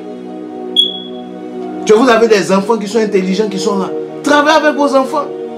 Inculquez-les la valeur des choses que vous faites. Initiez-les. Alléluia. Amen. La famille est toujours plus forte. Il y en a qui ont compris, ils mendient en famille. Ils gagnent plus d'argent. Ils font le commerce en famille. Vous allez voir que les enfants qui ont été initiés aux choses des parents, qui ont participé aux choses de leurs parents très tôt, réussissent souvent dans la vie. Contrairement à ceux qui n'ont pas participé aux choses de leurs parents très tôt. C'est ce que j'ai observé. Nous, nos parents n'ont pas eu la présence d'esprit de nous faire participer à leurs activités dès le bas âge. Il y a des choses qu'on a été obligé d'apprendre en retard. Mais quand une famille est soudée, quand une famille comprend qu'elle a une force, les enfants réussissent plus facilement. Parce que les parents préparent le futur de leurs enfants. Ils leur trouvent de l'emploi même avant que les enfants finissent l'étude. Ils préparent un héritage pour les enfants. Est-ce que vous me suivez? C'est des clés. Et c'est aussi spirituel. Quand tu comprends que ta spiritualité n'est pas seulement pour toi, c'est ta famille, tu prépares tes enfants spirituellement à être des chrétiens. D'avance même. De la même manière que les parents sorciers ont compris que la famille, vous savez, la famille c'est un avantage dans le bon comme dans le mauvais. Une famille qui s'associe pour faire la sorcellerie ensemble, ils deviennent très dangereux, ils ont plus d'influence. Des chrétiens aussi qui se mettent ensemble pour prier, ils ont plus d'influence. C'est pour ça que Jésus a dit, moi et ma maison, nous servirons l'Éternel. Ok? Moi et ma maison, dans Josué 24, verset 15. Moi et ma maison. Il n'a pas dit moi seul et ma maison. C'est lui qui a reçu l'appel, mais il met sa maison dedans. Pourquoi? Parce qu'il a compris que c'est une affaire familiale. Alléluia. C'est ce que Josué a fait. Les enfants de Josué ont servi Dieu avec lui. Amen. C'est ce qu'Abraham a fait. Abraham a inculqué à ses enfants ce qu'il a reçu de Dieu pour qu'il y ait une continuité. Parce que la famille est le moyen par lequel Dieu préserve des générations. Toute famille est appelée à préserver un héritage pour une prochaine génération. Toute famille. La destinée commune des familles, c'est la longévité. Par la famille, notre nom ne s'éteint pas, notre nom continue. C'est pour ça qu'on a hérité des noms de nos pères. Et on va les transmettre à nos enfants. Parce que la famille, c'est la longévité. La famille, c'est la continuité. Amen. Je vous donne un passage, j'avais dit dans Exode chapitre 20. Voilà, je donne ça rapidement. Et on aura fini. J'espère que tu es béni Va faire la paix avec ta famille. C'est pour ça que quand on a commencé ce moment de jeûne, j'ai dit, faites la paix avec vos familles. Réconciliez vos relations avec vos familles. Peu importe ce qu'on t'a fait. Pardonne.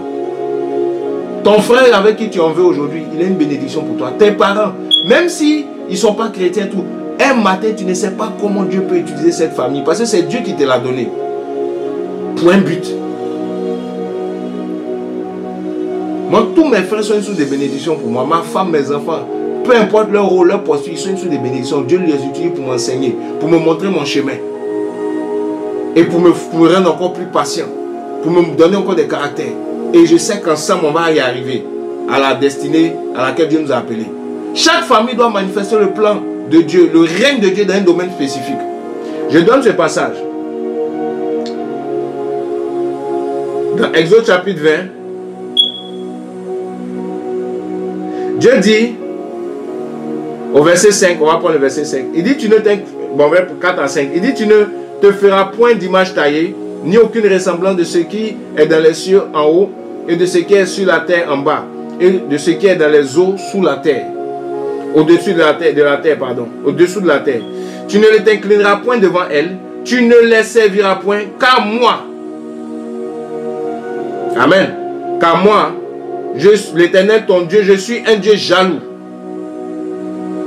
qui visite l'iniquité des pères sur les fils de la 3e jusqu'à la 4e génération de ceux qui me haïssent, et juste de bonté envers des milliers de ceux qui m'aiment et qui gardent mes commandements. Donc Dieu parle de là. Il dit, il est celui qui garde l'iniquité des pères sur les fils, jusqu'à la 3e génération de ceux qui le haïssent. Mais il use de bonté envers ceux qui gardent ses commandements jusqu'à la 1000e génération, des milliers de générations. Vous voyez que Dieu, ou les esprits, pas seulement Dieu, ne s'intéresse pas seulement à nous en tant qu'individus, il s'intéresse aussi à nos descendants, à notre multiplication. Il s'intéresse. Donc ta foi, ce n'est pas pour toi seul, chrétien. Ton salut, ce n'est pas pour toi seul, c'est aussi pour ta famille. Ta spiritualité, tu peux la partager avec ta famille, parce que la famille est une plateforme pour amplifier ce que Dieu a mis en nous. Alléluia. La multiplication, c'est pas seulement qu'on emmène la domination, qu'on emmène le règne de Dieu. Parce qu'on se reproduit. C'est pour ça que Jésus a dit spirituellement, allez faire de toutes les nations des disciples. Multipliez-vous, c'est la même chose qu'il a dit à Adam. Multipliez et remplissez la terre. Alléluia. Je vais m'arrêter là. Donc la famille est un moyen, est une plateforme. C'est la 3e plateforme que Dieu utilise pour faire venir son règne. Elle est une source de bénédiction pour n'importe quel membre de la famille. Que tu sois parent, enfant, frère, premier-né, etc.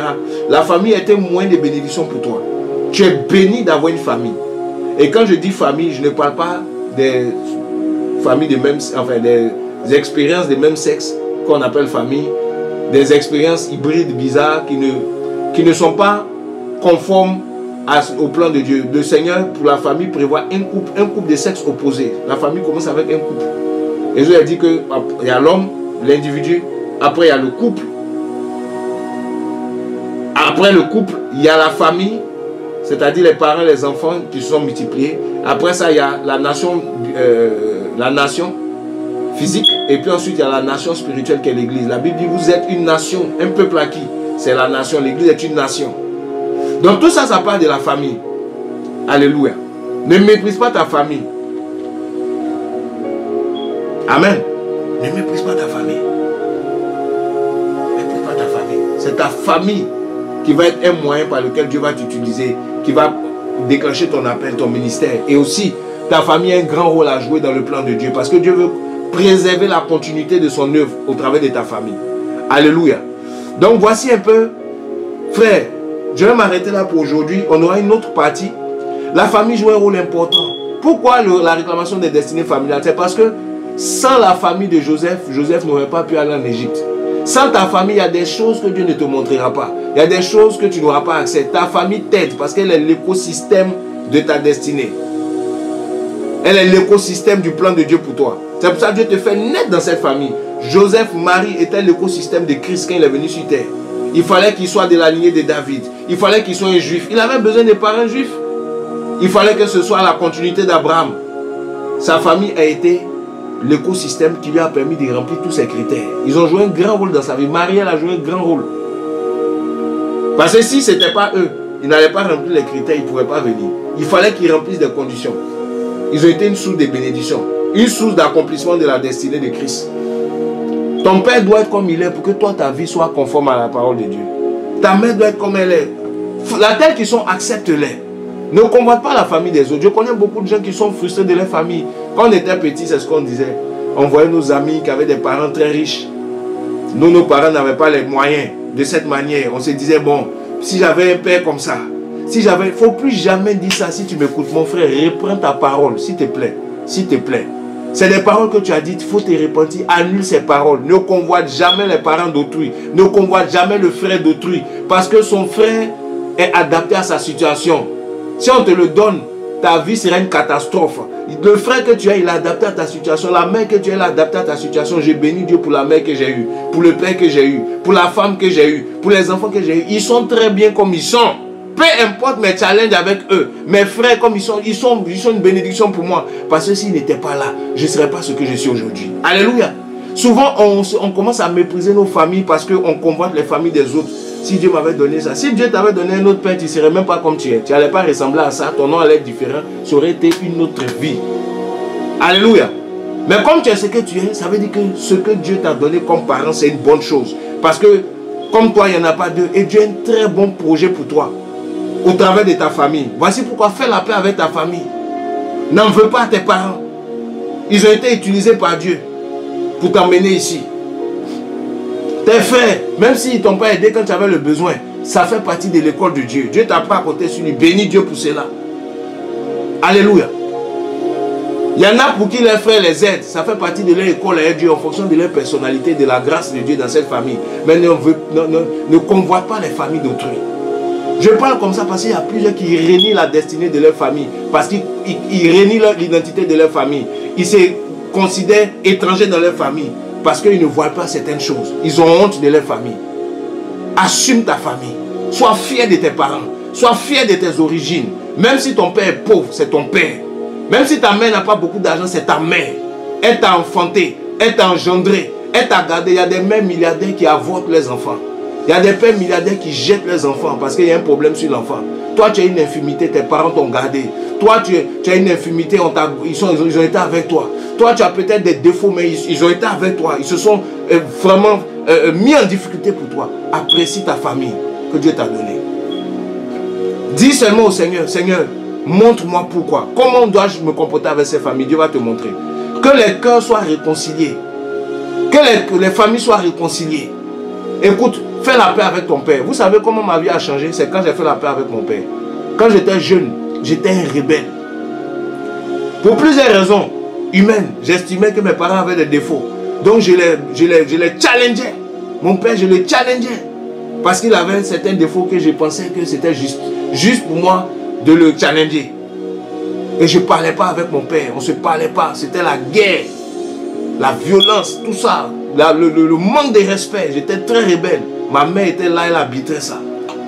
Et j'estimais que ce n'est pas normal et tout. Mais il y a une pensée, un moment. La pensée qui dit honore ton père et ta mère, c'est le signe. Afin que tu réussisses dans ta vie. Et que tu vives longtemps.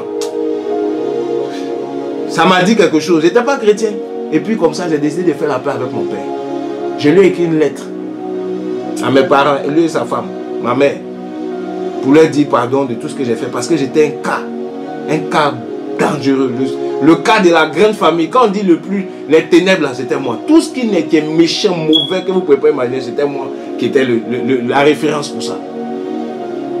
Moi-même, je ne savais pas qu'un jour, j'allais parler de Dieu.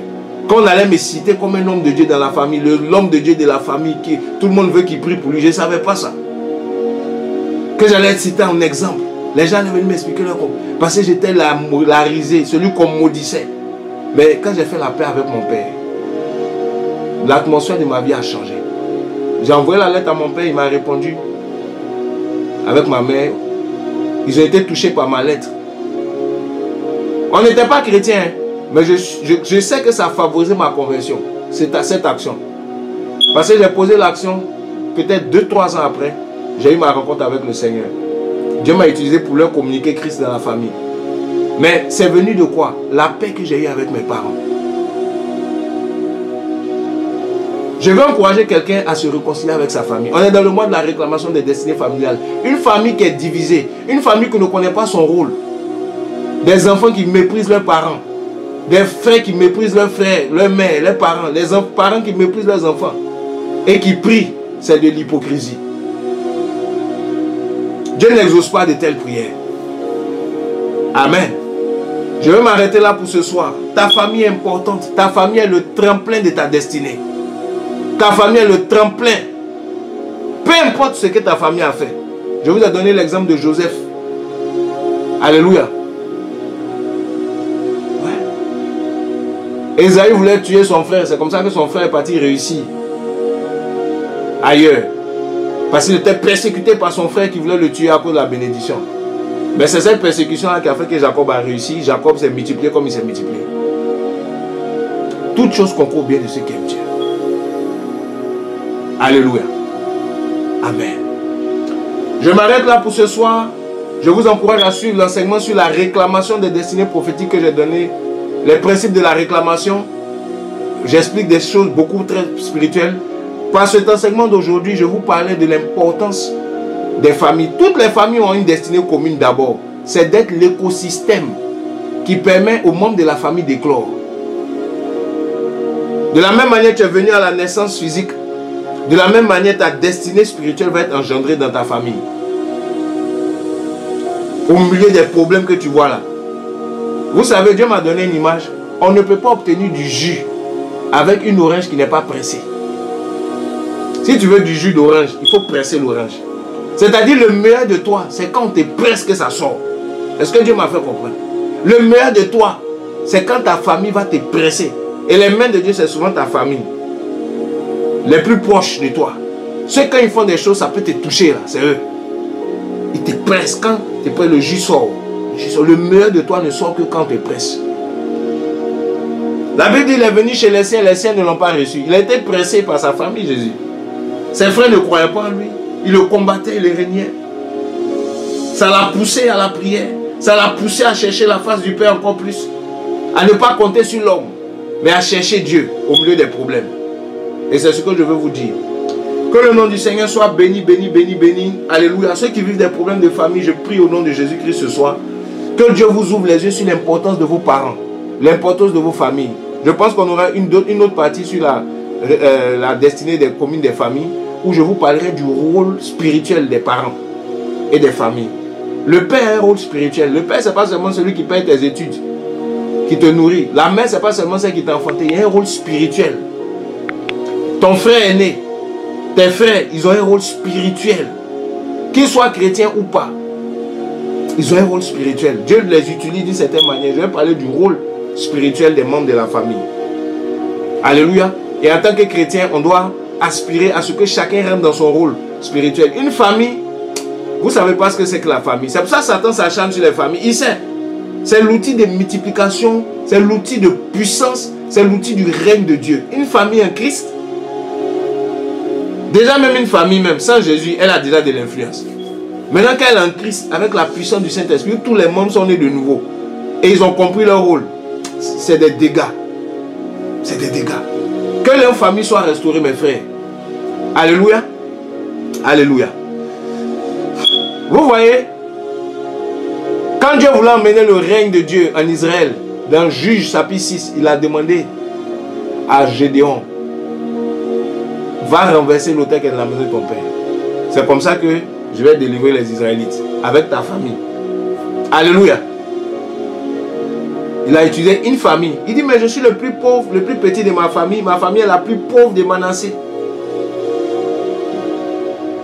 Il dit, mais c'est toi le vaillant héros. Et c'est votre famille que je vais utiliser pour faire ça. Les choses qui se passent dans votre famille, là, ça a de l'influence dans la nation. On va renverser l'autel. Il y a des familles que l'autel qui est dans leur maison a de l'impact dans une nation.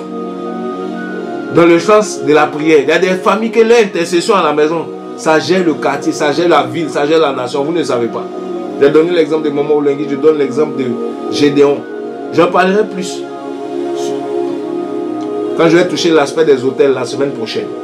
Au nom de Jésus. Je prie maintenant, tu m'écoutes, tu as un problème de famille, tu m'écoutes, tu as un problème de relation. On va prier pour la réconciliation. On va prier que les écarts de nos yeux tombent. Au travers de cet enseignement, réalise que ta famille est l'écosystème de ta destinée. Voilà pourquoi réconcilie-toi. Sois en paix. Accepte ton père tel qu'il est. Accepte ta mère telle qu'elle est. Au nom de Jésus. Seigneur, je veux te dire merci pour ta grâce. Pour tous ceux qui m'écoutent, qui ont été touchés par cet enseignement, par ce message, qui ont vu qu'ils doivent restaurer leur rapport avec leur famille, qu'ils doivent restaurer leur compréhension de la famille. Seigneur, bénis-les, restaure-les. Seigneur, je prie pour leur cœur. Que la paix vienne avec eux et les membres de leur famille. Je prie pour tous les membres de famille qui se sont connectés ce soir, qu'ils deviennent des instruments de paix, de réconciliation avec ceux de leur famille. Seigneur, là où il y avait la division, que cette division soit chassée au nom de Jésus. Je prie que l'image de la famille soit restaurée dans les cœurs. Ceux qui enviaient d'autres familles et qui méprisaient les familles desquelles tu les as fait sortir. Seigneur, qu'ils puissent changer leur pensée ce soir. Qu'ils se répandent. Tu peux te repentir là où tu es. Toi qui avais déjà dit, je préfère tel pour père, je préfère tel autre. Si mon père pouvait être comme ceci, cela, c'est des paroles à retirer de ta bouche. C'est des paroles à annuler, gérer. Je me lève au nom de Jésus ce soir avec tous ceux qui ont prononcé des paroles de rejet de leur famille. Nous régnons ces paroles ce soir. Je prie au nom de Jésus pour cela. Tu te disposes. Nous régnons les paroles de rejet, les paroles de vraiment où on a régné nos familles. Seigneur mon Dieu, par convoitise des pères des autres, ou des mères des autres, ou des enfants des autres, où tu as régné tes enfants par la parole, où tu as régné ton père par la parole. Tu t'es rendu orphelin en esprit parce que tu as dit, si tel autre pouvait être mon père. Donc tu as coupé ta relation avec ton père. Spirituellement, il y a quelque chose qui a été brisé. Il y en a qui se sont rendus, qui ont été rendus orphelins parce que leur mère a dit, si je pouvais avoir d'autres enfants. Tu as déclaré des paroles qui ont brisé la relation avec tes enfants. Il faut restaurer cela ce soir. Dans le nom de Jésus, tous les parents qui ont parlé ainsi, les enfants qui ont parlé ainsi, les frères qui ont commencé à dire, si je pouvais avoir un autre frère à la place de mon frère, qui ont coupé, brisé, qui ont libéré des paroles, qui ont brisé l'équilibre de leur famille. Je me lève au nom de Jésus, que ces paroles soient rejetées, que ces paroles soient ôtées, que les paroles qui ont été dites, j'annule leur effet au nom de Jésus. Seigneur, qu'il y ait une repentance, une restauration ce soir dans ces familles, que l'ordre spirituel revienne, que l'importance de ces familles soit rétablie, que la place de ces membres, ces différentes personnes dans leur famille soit restaurée et que ces familles, Seigneur, reprennent la place qu'elles doivent avoir, l'écosystème de ces personnes. Seigneur mon Dieu, leur environnement de bénédiction par excellence. Au nom de Jésus, j'ai prié. Amen. Que vos familles soient restaurées. Si vos familles ne sont pas restaurées, il y a beaucoup de choses que Dieu ne fera pas avec vous. Parce que pour bénir un homme, Dieu le fait passer par une famille. Jésus a eu besoin de son père et de sa mère pour le soutenir. Jusqu'à la croix, il a eu besoin de sa famille. Nous tous, on a besoin de nos familles. Que personne ne te trompe. La Bible dit, celui qui est seul, malheur à celui qui est seul, car s'il tombe, personne ne va le relever. Il y en a qui ne sont pas mariés encore. Tu n'as pas encore d'un couple. Quand tu tombes, c'est ta famille qui doit te relever. Tes proches. Alléluia. Je parlerai des différents types de familles prochainement. Alléluia. Ben, ne restez pas à l'écart de vos familles. Parce que tu as Jésus, tu as le Saint-Esprit. Tu n'entretiens pas des rapports avec ta famille. Tu n'apprécies pas la famille que Dieu t'a donnée.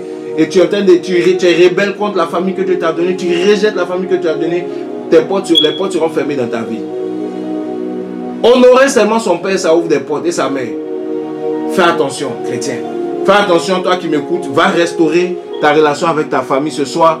Dans le nom de Jésus. Et comprends l'importance de toutes les familles. Elles sont une source de bénédiction. Une source commune. Amen. Que le Seigneur vous bénisse avec ses prières. On a réalisé que les problèmes viennent de nos familles. Alléluia. Ça vient de nos origines. Alléluia. Et on ne peut pas négliger ça. Satan attaque ta famille pour que ta vie soit affligée. Il a attaqué Adam et Ève pour toucher à leurs enfants. Il a attaqué les enfants pour affecter les parents. C'est ce que l'ennemi fait. Parce qu'il sait que parmi tes enfants là, il y a un qui serait un Joseph. Donc il afflige les enfants. Il veut étouffer ça. Parmi les enfants de ce couple, il y avait un libérateur. Je parle des parents de Moïse. La libération devait venir de leur famille. Satan a commencé à faire tuer les enfants, attaquer les enfants, attaquer la famille. Il y a des pharaons qui attaquent les enfants des gens. Pour ne pas que la destinée de cette famille émerge. Parce que c'est par l'enfant que cette famille va émerger. Est-ce que vous comprenez? Voici pourquoi certains sont combattus dans les études. Je prie ce soir contre tous les enfants qui sont combattus dans les études. Tes études ne marchent pas. Tu m'écoutes là où tu es, tu te mets à genoux, je prie pour toi. Là où tu es, au nom de Jésus, tu mets ta main sur ta tête. Tout ce qui combat tes études, je prie ce soir. Je me lève au nom de Jésus sur l'autel de la réclamation des destinées familiales. Je prie au nom de Jésus. Tout enfant qui m'écoute, qui a des problèmes de mémoire, tu as des problèmes avec tes études, tu es intelligent mais ça ne marche pas, c'est compliqué. Tout enfant qui a des problèmes pour évoluer dans sa vie, alors qu'il a du potentiel, je prie maintenant que la main du diable, que la main de l'ennemi qui était étendue dans sa direction, que cette main soit asséchée au nom de Jésus. Que ces attaques soient brisées au nom de Jésus. Que cet enfant soit restauré. Que cet enfant soit libéré. Tous ceux qui m'écoutent, que leur destinée dans les études soit rétablie. Au nom de Jésus-Christ. Je le décrète et je le déclare que cela soit ainsi.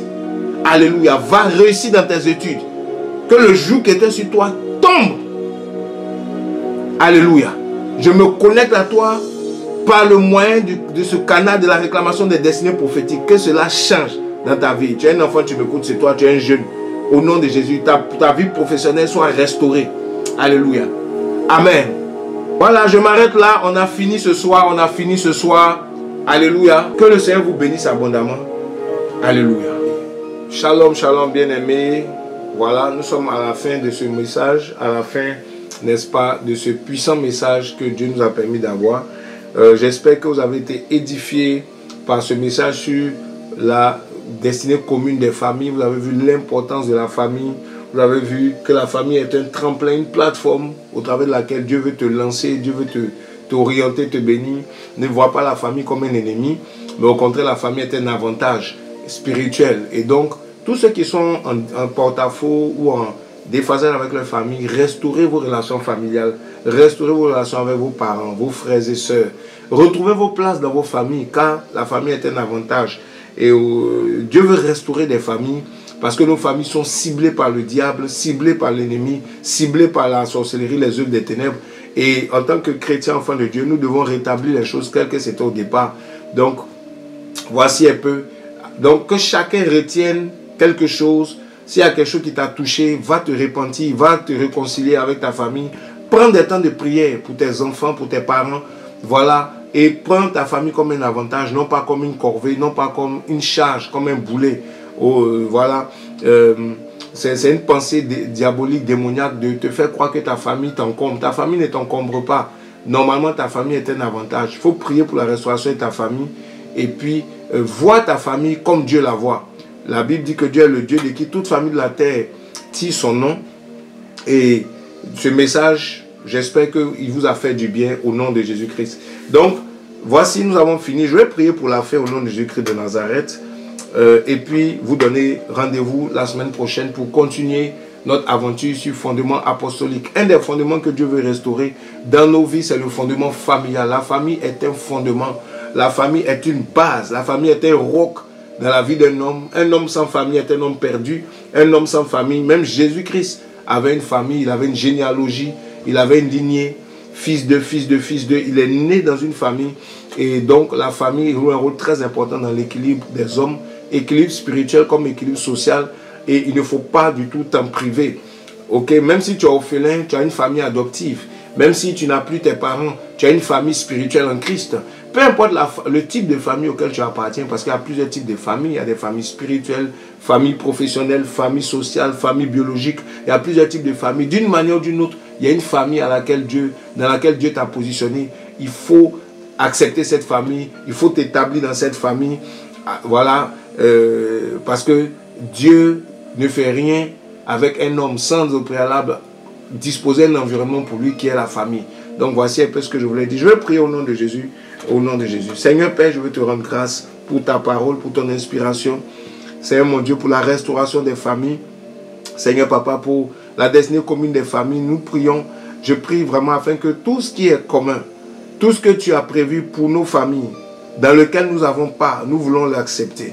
Tout ce que tu as prévu, tu as disposé dans nos familles, au travers desquels tu veux réaliser ton plan pour nous, nous voulons avoir part. Seigneur, la destinée commune des familles, qu'elle soit restaurée en nous, dans nos cœurs, dans nos pensées. Qu'on ne se voit plus comme des électrons libres en dehors de nos familles, mais qu'on comprenne, Seigneur, qu'il y a une destinée commune à laquelle nous devons prendre part. Seigneur, bénis nos familles, ouvre nos yeux afin que nous puissions voir nos familles comme toi tu les vois et vivre ton plan au travers de nos familles. Bénis tous ceux qui sont en train de m'écouter, bénis l'auditoire. Seigneur mon Dieu, soutiens les vies et que les familles soient restaurées en Christ dans le nom précieux de Jésus-Christ de Nazareth. Je prie que ceux qui ne se parlaient pas se parlent. Je prie que ceux qui ne s'entendaient pas s'entendent. Je prie que la réconciliation soit établie entre les membres des familles. Je prie que la mauvaise conception des familles soit ôtée. Je prie qu'il y ait un renouvellement d'intelligence dans la manière dont on voit nos familles au nom de Jésus. Que celui qui m'écoute, véritablement, qui était blessé à cause de sa famille, soit guéri, son cœur soit restauré au nom de Jésus. Que ceux qui étaient séparés se retrouvent et que la grâce de Dieu soit déversée dans nos familles. Bénis les pères et les mères, Seigneur. Bénis les frères et les sœurs. Bénis les fils et les filles. Bénis les enfants et tous les membres des familles. Que le nom de Jésus-Christ soit béni. Amen, amen, amen. Alléluia. Passez une excellente semaine et je veux vous encourager à faire ceci. Ne vous contentez pas seulement d'écouter de tels enseignements, mais la partie pratique de ces enseignements. Travaillez-y. Mettez ces enseignements en pratique. Allez vous réconcilier. Allez faire la paix. Changez de mentalité. Faites le pas. Là, il faut faire le pas. Menez des actions. Là, il faut mener des actions. Et allez parler. Là, il faut parler. Mais ne restez pas sans rien faire, pensant que les choses vont se faire d'elles-mêmes. Non. Il y a une action à poser. Et quand vous avez entendu cette parole, levez-vous avec la part qui vous revient et posez les actions pour qu'il y ait un changement. Voilà. Que Christ règne dans nos familles. Que le plan de Dieu soit rétabli dans les familles. Que nos familles reflètent la gloire de Dieu. La famille est une institution divine qui ne vient pas du diable. Nos familles doivent réussir. Nos familles doivent être des lieux de paix, des lieux de stabilité, doivent être des plateformes de destinée. Et voici pourquoi je parle de la destinée commune des familles. Que la destinée de ta famille soit restaurée au nom de Jésus-Christ, dans le nom de Jésus-Christ de Nazareth. Au nom de Jésus, ne te décourage pas, n'abandonne pas, au nom de Jésus. Que Dieu soit béni. À très bientôt, c'était Fondement Apostolique. Alléluia, soyez bénis. Bye bye. Bye bye.